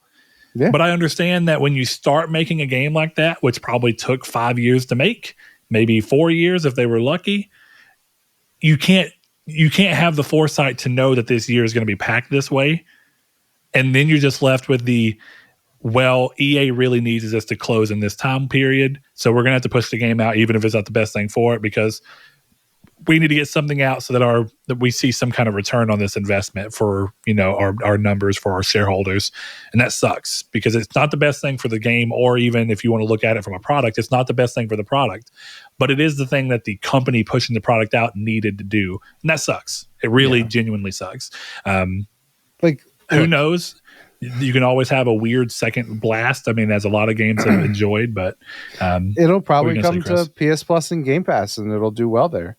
I'm just saying, for 2014, fucking Dark Souls 2 is on that Game of the Year list, and that game, by every metric, is bad. So Chris is going into hyperbole. Dark Souls 2 is a fine game, but it's nothing like the rest. It's better than The Surge, but that doesn't make it a good game. Agreed. All right, let's keep going along. Unless you have something else you want to add, I'll let you. My biggest thing is that I do agree with your take. Is I would love a category that's just Rookie of the Year. That would be great. And that's where I'd want to see it. I do not want to see a review on IGN that's looks like a fucking Baldur's Gate temporary health HP thing, where it's like, oh, it's an 8.5 plus 2 for new IP 10.5. I don't think that's healthy for the industry. I don't think it is either. And one thing I want to note, I guess, when thinking about it from the Game Awards standpoint, one of the things that would have to happen there, the Game Awards has been pushing more and more awards away from the limelight and giving them away behind the scenes. And what I would hope to see, if they're really going to do that and they're going to push this thing up, is letting this be one of the biggest awards, the second to last award given, because the last award's always Game of the Year. That makes sense. Mm-hmm. But I would hope that you treat new IPs, and you come into this saying new IPs are important. Doing something different and new creatively keeps this industry alive and shakes it up so that these existing IP can get new inspiration and maybe do something new, or new IPs can continue to come from ideas that spread from this one new IP or this two or whatever. And so the importance of that, if they make that one of the biggest awards of the night, I think that'd be a huge deal. If you do it right before Game of the Year, I think that'd be awesome, because you get to, what you're basically saying is, regardless of whether these games match up to the quality of Game of the Year, these are the new IP. This is what new talent's bringing into this industry, and we want to highlight that, give these all a chance for these nominations to get some new blood, some new ears. But hey, maybe this is the first time you've heard about Immortals of Avium in this busy ass year. So let's bring it up, and then you can go, okay, cool. And then you can really set in and make that a big deal, and then you can go off and do your Game of the Year. And I would love for that to be, but that would have to be how it's done. I don't think it can be relegated to best new IP was given away on a commercial break where we watched the shit guy fight Mortal Kombat character. It's like that's not what we're going for. It needs to be given a real sense of prestige. Yeah, and Jeff, and I think conversely that will help new IP developers be like, that gives us drive to want to do better so that we can really get that prestige if we win that award. Well, hell, and I don't how think about- any developer is going into making a game being like, yeah, let's not give a shit about what we're making. It's just a carrot on a stick. It's one more carrot on a proverbial stick for them to be like, if we work a little harder, maybe we can get that. hell, look, the thing is, Jeff is, as much as we talk about the websites, Jeff is probably the only person who can really change this, right? Because he has the biggest stage. So maybe instead of chasing a bunch of big trailers, maybe a couple of those are new IPs and he highlights those. Or instead of giving out awards during commercials, do a second web only show where all the trailers are new IP trailers. And hey, here's fucking esports coach of the year, and here's a new IP from Swery 65. You know? And I think it's important to note that I don't think Jeff is doing a terrible job. I actually think he goes relatively out of his way to try and highlight new IP. All I would be saying is just because we're giving critique does not mean that it's doing bad. But as with all things, it's always good to view anything as you can always do better. Because the reality of all things is that there's always a better way to do something. Nothing's ever perfect. And being able to strive towards that helps. So, yeah, the more push that you can give towards new IP and as many and as big of an audience and stage as you can, the better. Exactly. So, anyway, what's next? All right, let's keep going on. Let's do Housemarque here has lost one of its game directors. Harry Kruger, a man with his fingerprints all over the studio's titles, is leaving the studio after 15 years. He last directed Returnal, but has credits on Outland, Resurgun, and Nex Machina before he decided not to return to his position as director. Oh, Jesus Christ. Terrible joke, but I needed to put it in there. This brought up a question because a lot of stuff has been happening around, and I want to make this quick because I think it's a fairly quick thing to say, but there's been a couple of things happening at studios that have been being acquired where head talent's leaving. That's regardless of whether it's Sony acquiring, if that's Xbox acquiring, all sorts of things have been happening where people are leaving. And I think that there's a conversation going around the industry right now of, are the acquisitions the reason for the leaving or not? So I think the question I kind of want to pose is, do you think that the acquisitions themselves are fueling these people to want to step away from these companies? Or do you think that this is just typical what we should expect of the industry and it just so happens to have a new limelight on it because of the acquisitions, putting more spotlights on some of these studios than what were previously on them? I think this is just... There's probably some aspect about the acquisitions, but I do think that in every industry, it is normal for people to leave for new horizons. This is not... We're not... So you're saying he's going to work on the next Horizon game? I fucking hope not. Use his talent for something better. My point is more like, you know, in the restaurant industry, it's like you work at a place 2 or 3 years and you move on. And even for me, after a year, I'm like, I got what I needed for my resume. I'm happy to stay here, but if I find something better, that's a promotion or more money or a new challenge, I'm going to go and look in that direction because I'm always trying to improve my CV or improve my knowledge base, right? Like right now, I joke with my staff where I'm like, the final boss of my career is Dave and Buster's. Right? Because that's the type of industry I'm in. And if I want to get away from that, I have to go and be like, okay, now I'm going to go do Chili's. Right? And that could be the same thing he's doing. Or maybe he just wants to fucking smoke weed and sit in a hammock for a bunch of times because he's rich. You know? I think the video game industry is highly scrutinized. Yeah. And now we're like, oh, why is he leaving? The reality is he probably just might want some time off, or he wants to go do a first-person shooter, or he wants to make his own studio, or again, he wants to smoke weed in a hammock because he's rich. Like, there are so many reasons people move on from jobs. It's just that the video game industry is so heavily in the public eye that we're over-analyzing people making normal decisions with their lives. Yeah, well, and I want to say a good example of someone that not everyone loves, but I think he acts as a good way of showing how a rise in popularity and expectation as studios or as expectations grow. David Jaffe often talks about how he doesn't know if he'd want to ever come back to gaming because the landscape of what gaming is definitely, because a lot of people are like, well, you should go back to Sony and make this or this or this.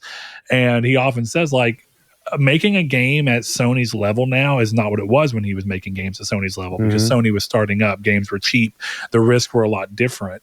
And I think that he got a lot of notoriety for being involved with some of the biggest IP that, Sony has, either longest running IP like Twisted Metal or one of the biggest IP that Sony has like God of War. And I think it's completely reasonable for someone to go, cool, the studio that I've been at and been able to build has got bought by this very big company, which is great for all the people that work here, but that's not what I'm looking for. I don't want the expectation or the stress that comes with being owned by that. So I'm going to be great that the people I've worked with have got some kind of new, more stable opportunity, and I'm going to step away to do more what's in line with the type of creation I want to make, which is where it's high risk, high reward, or maybe it's something as simple as I just want to make chill games and not worry about whether or not the person funding it is going to, shut down the studio just because of, it may be something simple. And yeah, that is potentially concerning because Sony buys them and one of the directors of one of their very beloved games leaves. But I feel like it's the cycle of the industry. It's not really that surprising.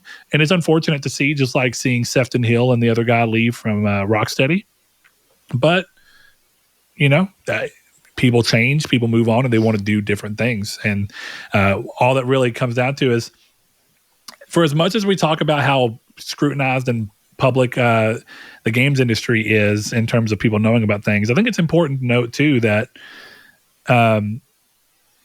for all that happens there, people do not give enough credit to the fact that just because a studio name doesn't change in 30 years doesn't mean that everything about that studio has not changed. And at the end of the day, maybe Naughty Dog's next game just won't be for me. Maybe it won't be for you. Maybe it won't be for anybody. I don't know the answer to that. But the reality is that the Naughty Dog that I love that made Crash Bandicoot is not the Naughty Dog that I love that made The Last of Us Part 2. And at some point, they just may be the Naughty Dog I don't love. Just like Starfield has become or Bethesda has become the Bethesda I don't really love. I didn't love Fallout 4. I wasn't head over heels for it. I haven't even been able to draw myself to actually play Starfield, which I have moderate interest in. I would not be surprised if in 4 years from now I still haven't played it. I'm going to be dead honest with you. Because I don't have that drive. Because Bethesda has kind of moved away from being a studio that I care about in that way. Right. Because we both changed. They've changed and I've changed. And arguably, I guess my complaint is they've not changed enough. But it's not you, it's us, Yeah. Yeah. And why does that have to be such a bad answer? Yeah, it's not. Even in breakups, when people are like, that's terrible. Why? Right. Why can't it actually be, look, it's nothing that you did. I just don't want this anymore. Yeah. Or I want something different and I know that now. Why is that a problem? So people need explanations. Moving on, in very distressing news for one of our hosts, Warhammer 40K Space Marine 2 has been delayed into the back half of 2024. No release date was announced, but we might have some clarity on that after the Game Awards. The publisher said the game was delayed for polish and that we would find out more on the release date in early December, making it the most anticipated announcement coming in early December. Right? Right, Chris? Yes, right. Absolutely true. Yeah? You don't think any rock stars are going to pop out of the woodworks and have something new to show? I hope not. That's the worst energy drink, so I prefer they just stayed in the... There's going to be a sequel to Rockay City announced. Dude, I've genuinely been considering buying that game. Chris, buy it. Well, I just bought High on Life, so I'll maybe later, but I do want to play Rockay City. It seems so bad. I want to try it so badly. Hey, can't even judge you at that point. You know what I'm saying? Yeah. So I don't have a whole lot to say here. This is unfortunate, but a lot of games are getting delayed. And honestly, the same thing that we talked about with Immortals of Avium may just be that even though this is a sequel and a known IP, maybe this year is not the best time to release that game. That just may be the real answer. It's the right time. I'm going to move on into the next piece of news. Savage Studios, who, if I'm not mistaken, Sony recently purchased, has rebranded to Neon Koi and got a new fancy logo as a result. It is a cool logo. I actually really like it. Yeah. Here's the thing. I don't really know how I feel about this because I've yet to see anything come out of Sony's mobile department that I care about. So I don't get this. First off, You went from a bad name to like a worse name for me, in my opinion. I don't mind the name. I actually think the logo is much more memorable and cool.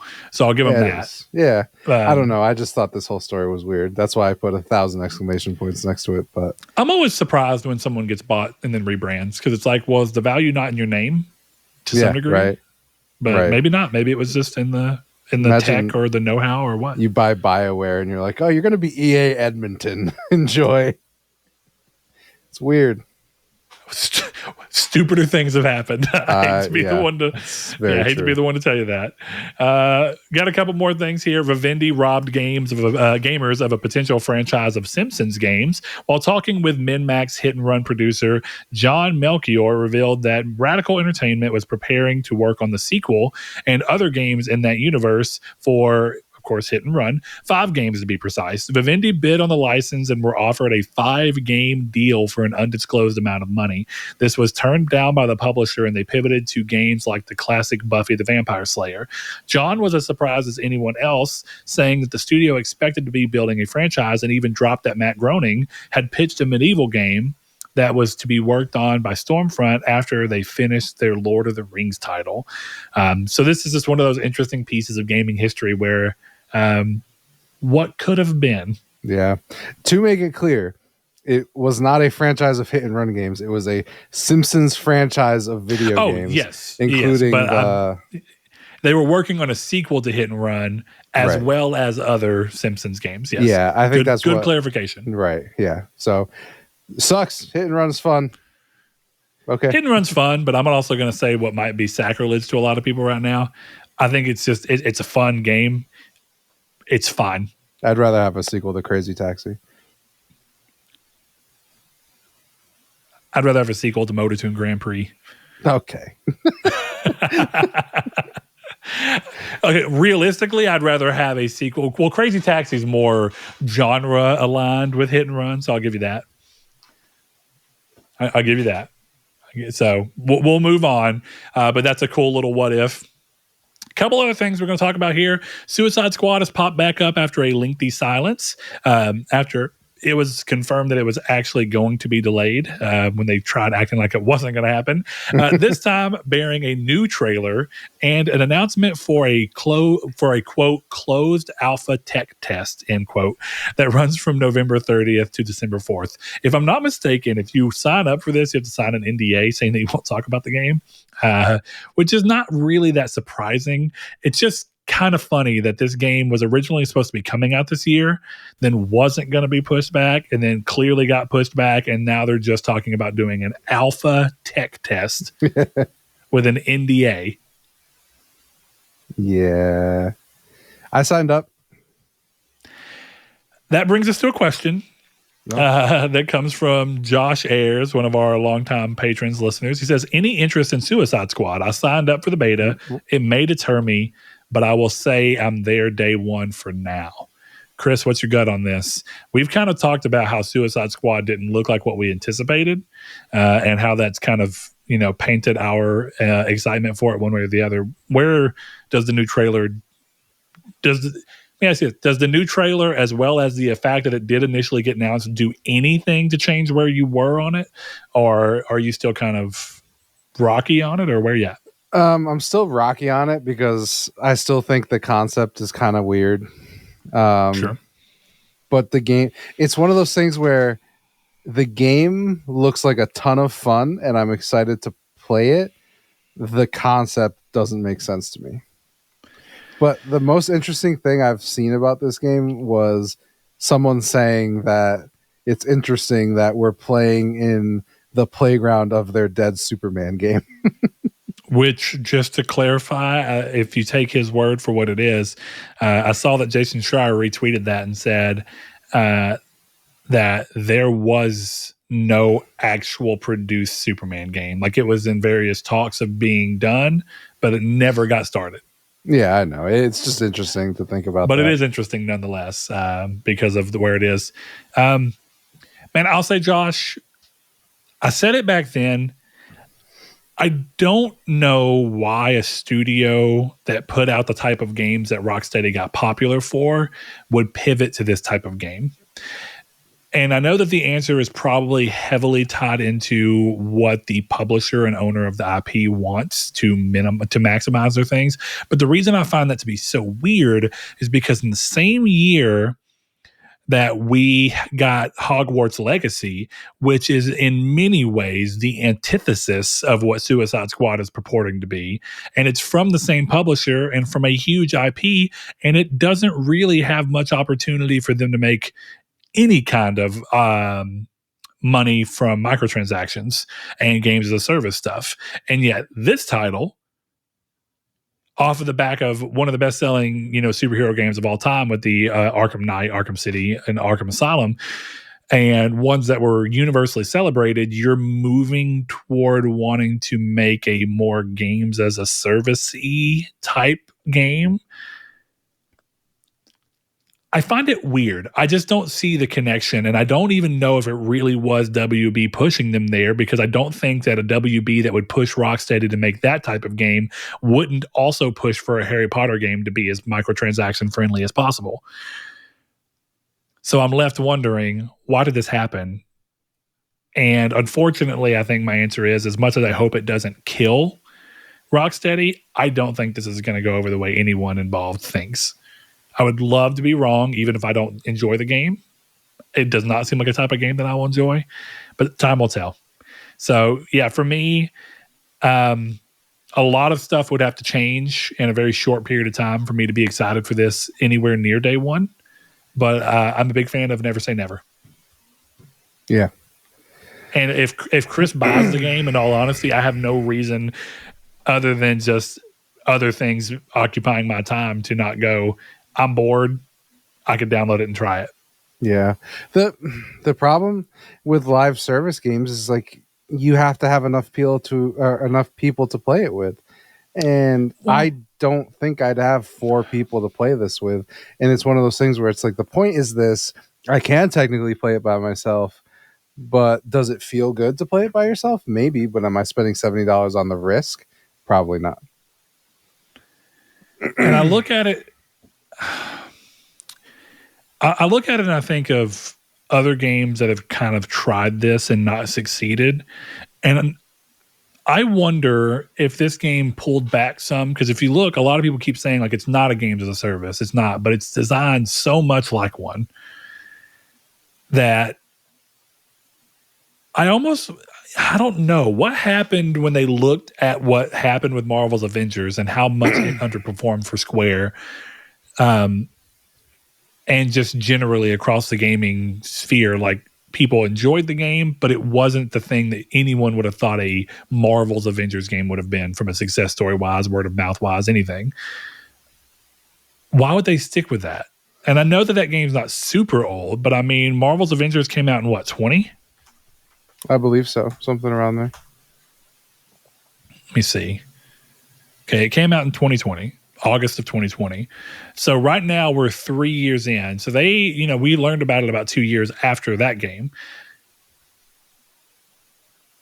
How was it really not reasonable to just pivot and go, yeah, this didn't seem to work for Avengers at all? Or were they waiting to see if Avengers could crawl their way out and become a success story like Destiny did? Because Destiny didn't also necessarily launch to the best state. No. But has become a very big games as a service opportunity. So I don't know. I'm very confused by this, but ultimately I'm not excited for it. I wish I was. I'm a big DC fan. I like them. I like the characters, and I like Rocksteady, but this is just not even in the ballpark of what I wanted out of Rocksteady. Yeah. This would be like if Insomniac's next game was an MMO. I'd be like, cool, I guess, but who the fuck asked for an MMO from Insomniac, you know? Right. I mean, I'd try it. They're making them. And maybe it could be good. Yeah, maybe it could be good. It's just right now it looks fun. I know I'm not going to be able to convince my friends to play it. So the sad reality is I probably won't end up playing it. And if I do, it'll be 20 hours by myself and I'll not play it again. It's that simple. Time will tell. Next thing we have is PS Plus November has given us the catalog for the extra/premium games that are being added to the catalog. So the first game on the list is the absolutely excellent looking Teardown, which I've yet to play, but it looks awesome and I'm excited to try it out. We have Dragon's Dogma Dark Arisen, the PS4 remaster of the very late PS3 game. We've got Mobile Suit Gundam Extreme versus Maxi Booston. We've got Dead Island Riptide Definitive Edition, also the PS4 version. We have a very cool looking puzzle game that I'm excited to play because I've been meaning to for PS4 and PS5, Superliminal, where you use perspective to change the size of items in order to overcome puzzles. Cool idea. We have Ayuden Chronicle Rising for PS4 and PS5. We have Nobunaga's Ambition Taishi on PS4. All right. Alternate Jake Hunter Daedalus The Awakening of Golden Jazz for the PS4. That sounds sick. River City Melee Mac. Mock, I guess. And then, of course, as Chris has been talking about, we got Grandia, Jet Moto, as well as Up, Klonoa Fantasy Reverie series, Parappa the Rapper 2, all as part of the Classics catalog. So Up is the it's the PS3 game. So there's trophies here. I'm downloading it right now. Actually, it's a PSP game. Oh, hell yeah, bro. But it does have trophies. That's wild. Yeah. What a wild time. There we are. So I think that pretty much wraps up where we are there. I want to go ahead and let everyone know. I was talking to Velvet, and there was, as part of Thanksgiving week stuff going on, we chose to have a shorter episode and no Velvet's Corner yet again, but it will return. As sure as the day is, not very long, actually. That was a bad choice of words. It is winter in the United States, and it gets dark at like 5:30. The day doesn't feel very long right now. So yeah, don't worry. For all you people in where it's still spring, don't worry. It's as long as those days. Velvet's Corner is clearly going to return when Brett remembers to fix the intro. That's what it is. In silent protest, he's actually just like, yeah, can't make it until you fix it. You pass his birthday. It's too bad. So here's a funny story in relation to Velvet's Corner, since we're not actually getting a Velvet's Corner. I've been watching Brooklyn Nine-Nine for the first time finally, or really I picked it back up. I remember I watched season 1 back when it was first coming out, and I thought it was good. But I was watching, and I was at the end of season 2, and come across this scene where the Captain Raymond Holt is talking with Jake Peralta or whatever, and they're giving each other call sign names. And at first, Jake gives him the name Wet Blanket, but then he ends up getting into it, and he's like, "No, call me Velvet Thunder." And I was like, "Oh shit!" You figured it out. And so I messaged him. I was like, "I have to assume that's where this came from, because golden moment in TV history. I can understand." Yeah. So, yeah, I now know the namesake. You got to say it right, though, Brett. It's Velvet Thunder. Yeah. Yeah. Great time. I've been really enjoying the show. Have you seen the episode where they get sick? No, not yet. I'm in season 3 right now. I don't remember what season it is, but it's the funniest fucking episode of that show. All right, well, we're going to find out. Tell me. But Chris, before we go, we do have a couple of questions we did not get around to, which I think are worth going across. I should have put probably one of these in a little earlier because I think it's an interesting question. RMG0731 over on X, also known as @TurningAmish, says, looking back on Phil saying Nintendo's future is off of their own hardware, fast forward to October 23rd results. Looks like Xbox hardware is down 52% comparing October last year when they just closed ABK and had Starfield launch. Simple question. When does Xbox launch on PlayStation and Nintendo? And this is an age-old question that has kind of bounced around this show and PlayStation podcast, I'm sure, for years to come, as well as maybe even some Xbox podcasts.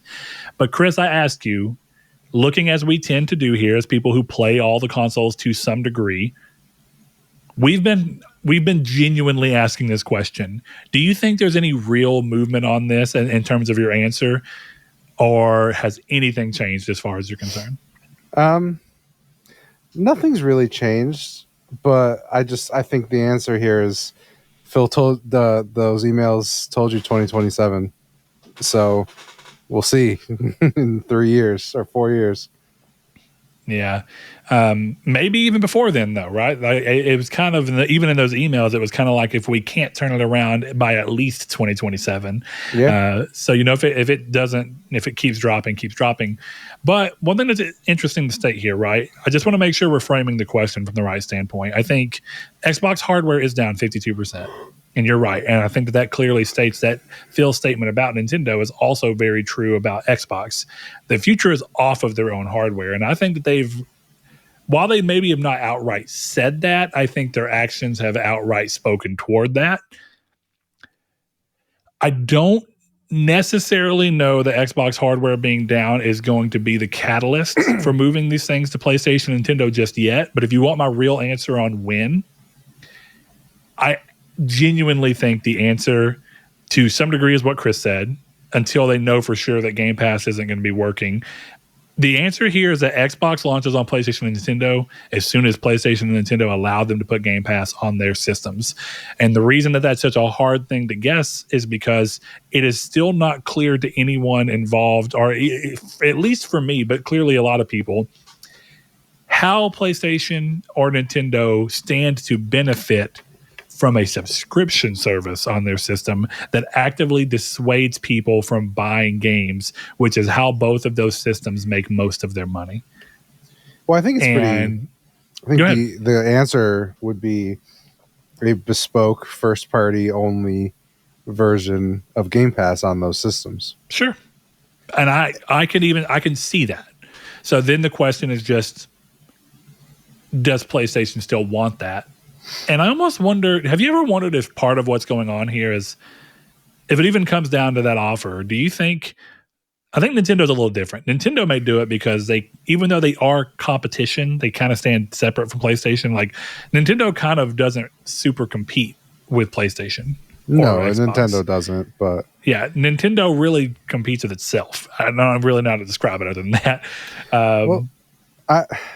Arguably, I guess they compete with the Steam Deck to some degree now. Yeah. Isn't the answer at this point, knowing what they know, you'd never let them put Game Pass on there, right? Because if you could just wait till 2027, right? If you can just wait, and you know that Game Pass is stagnant, and it's been stagnant. Like, it was 25 million a year ago, and I think Phil said recently there's been no marketed improvement from the 25 million, and they need 100 million. I think that was something the number that was out there. Their projection was so many million a year that continued to grow for them to be able to hit sustainability. Right. So it seems pretty clear that they're at least not going on that trajectory. So if I'm Hiroki Totoki or Jim Ryan, did I make that name up? No, I didn't. That's his name. Oh man. I'm sorry. I get where you're coming from, but I'm sure someone found that a little offensive, but it felt wrong. But if Hiroki Totoki knows, okay, in a couple of years they're out of the game, why would I let them put it there when it's just like, okay, well, you're just going to give us these games for $70 in 5 years anyway. Why am I doing this now? Yeah, I kind of am with you, because it's like, or at the very least, for it to be any earlier, the pot would have to be sweetened considerably. And I don't know, because like the thing is that even if Microsoft benefits from putting Game Pass on PlayStation and getting access to a potentially new market, for Sony to make it beneficial enough to them, I'm assuming Sony would want, even bare minimum, 30% of any of the subscriptions that happen on their side. And is that enough benefit for Microsoft? And as far as Microsoft's concerned, as we've said before, or at least as I've said before, do they even see the value? Because the thing about Game Pass is if you're doing a bespoke first-party only version on PlayStation 5, I wonder if the market will even actually respond to a $9.99 a month price tag or a $15 a month price tag or whatever. Like right now, $9.99 a month or $15 a month or even $20 a month seems pretty good when not only do you get first party titles, but you get a lot of third party titles, sometimes day and date, other times very close to day and date. It's just the value proposition gets really interesting. And I'd be curious to see if Microsoft would be willing to split up their business that way for that minimum growth, because we've never seen anyone else do that. because from a subscription service angle, but that's because no other industry is quite set up like games are. Like, it doesn't make sense for Netflix to release a version with only Netflix original content on PlayStation for $10 a month, because why would you when it's so ubiquitous and easy to get elsewhere? They stand no reason to benefit. But that's not true in the gaming place. You know, if you only have enough money and drive to buy PlayStation products, you might genuinely benefit from being like, cool, $10 a month, and I can just also play any of the Xbox games I could have been playing if I had enough money to afford both systems. Yeah. It's I don't know. It's weird. It's an unknowable answer, but then what happens? Do you have to have PS Plus to play those games online, or do you have to have Xbox Live? Imagine that. They're like, yeah, you can play Call of Duty for free on PlayStation, but you need an Xbox account. Well, that doesn't matter, right? Because Game Pass is Xbox Live. So if you have Game Pass, you'd have to have PS Plus to play Call of Duty online anyway, because it's a paid game. So you'd have to have, it wouldn't matter. Yeah. So there you are. You have that kind of odd one there. And then the last question of the show is going to come from over on the Discord, where Jehudi MD, longtime friend of the show, longtime listener, says Steam Deck OLED, Switch OLED, PlayStation Portal. Marry, kill, sleep with, go. And then he put a note, keeping it PG-13 with the sleep with part. So Chris, if you want to say, you know, F, marry, kill, more than welcome to do so. We said much worse things on this podcast towards the end. Velvet's Corner used to get pretty unhinged. And, when it was at its peak. Look, we're going to be adults here. Fuck, marry, kill.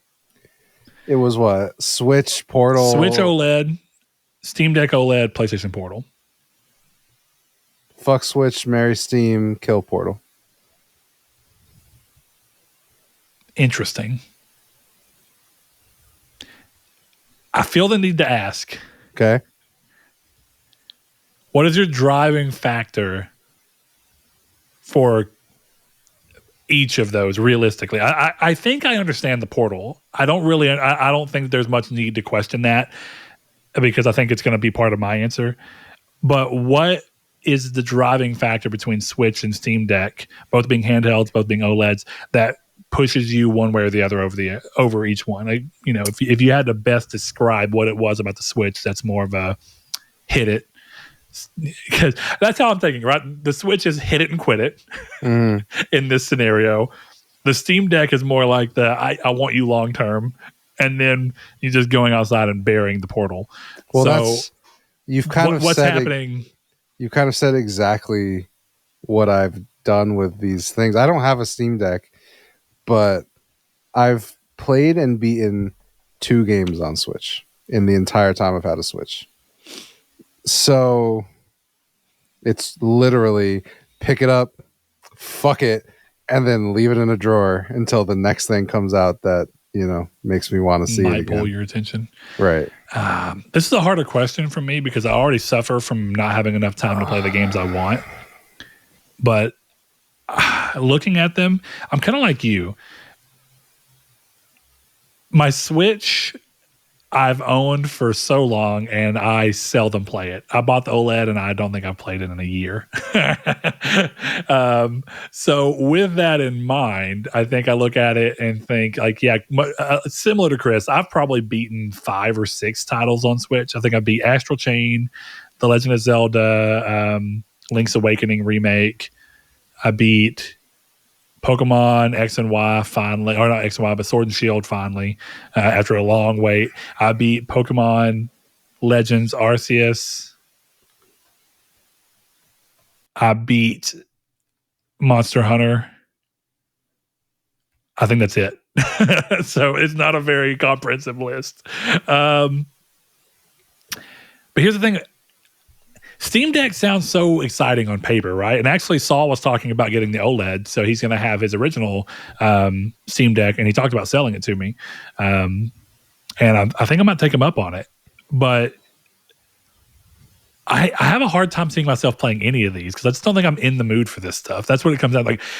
My thing is like the PlayStation Portal doesn't even make sense to compete in this because it's a completely different device. I don't know how to quantify it with these because it feels like in the spirit of the normal game. You're like, fuck, marry, kill, Mary Kate Olsen, fucking. Why can I not name 3 women? Selena Gomez and then Brad Pitt. It feels like one of them is already very different from the rest of them. Also, Brad Pitt's a pretty handsome guy.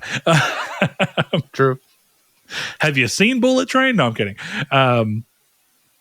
Kick-ass movie.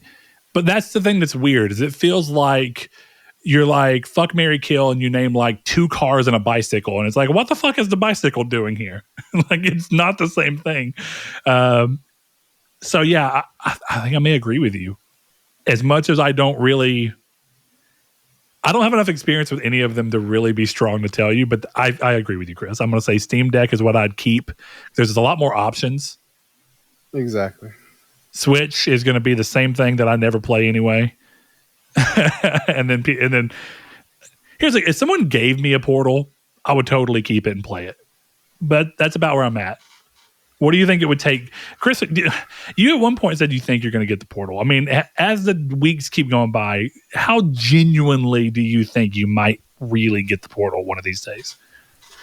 The Portal's a curiosity for me more than it's like I really want one.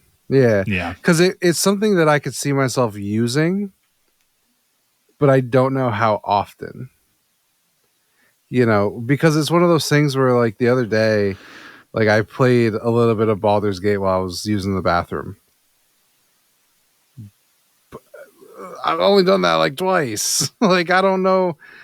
Did you do that from your phone out of curiosity? Yeah, I did it on my phone. And I was just running around, like, exploring, so there was no reason. It wasn't like I was in combat. So it was one of those things where I'm like, yeah, this is kind of cool. Like, I like doing this. But I just don't see how often I'm going to use it. I saw people like, oh, I'm sitting waiting for my daughter at the, I don't know, dance lessons and I'm playing Spider-Man. And, there's a certain part of me that's like, that's cool. That's a great use case for it. And then there's that other part of me where it's like, just don't play video games for an hour. I struggle with a little bit of that, but I also get that, like, I was talking about already struggling with having enough time to play what I want to play, but that's not because of, it's just because I have other stuff going on. Like, I want to do things with my daughter, right? I want to spend time with my wife. Like, I've been watching a lot more TV lately because I want to spend time with my wife. I've been trying, like I was talking about, trying to rebalance, not letting myself get too involved in some of my side projects to where I'm neglecting other parts of my life. So I've been watching a lot more movies lately and a lot more TV shows with my wife and just sitting there and being like, yeah, I could be playing Alan Wake 2 right now, but it'll be there. Like, it'll be fine. Like, you only get so much time to do these things with people that you love.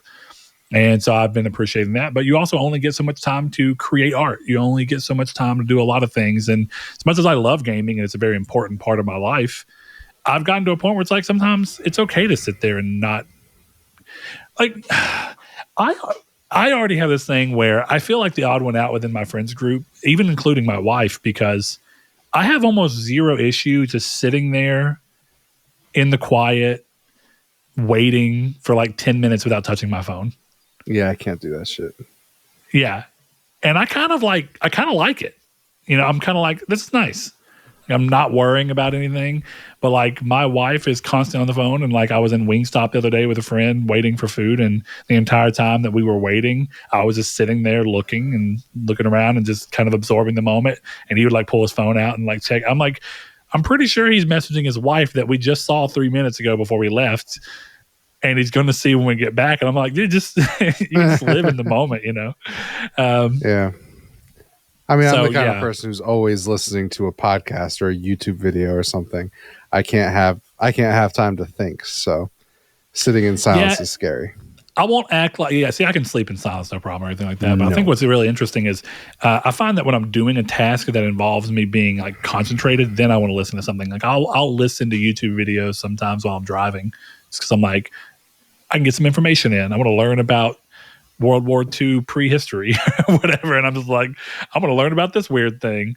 I'm going to learn about this weird science study that the government did back in the 1920s that was very morally corrupt. So I can see that, but I guess I just, as I get older, as much as I thought I probably never would, I've got very little problem spending time not gaming in comparison to what I thought I would have 10 years ago. And maybe that's a good thing. So, but all right, guys, that is, unless Chris, you have something else you want to throw in, that's the end of the episode, man. I do not. It's a hell of an episode. All right. Well, then, guys, if you want to follow us and be part of the show conversation, if you want to, reach out and push back or offer your insight on anything that we talked about on the show, feel free to do so in the comments below if you're watching on YouTube. Or if you're listening on podcast services, like we said, head over to Patreon or head over to Twitter or X. I don't even know how you still type in twitter.com and you get there. So Correct. Do what you want, but head over to X and find us at Triangle SQRD.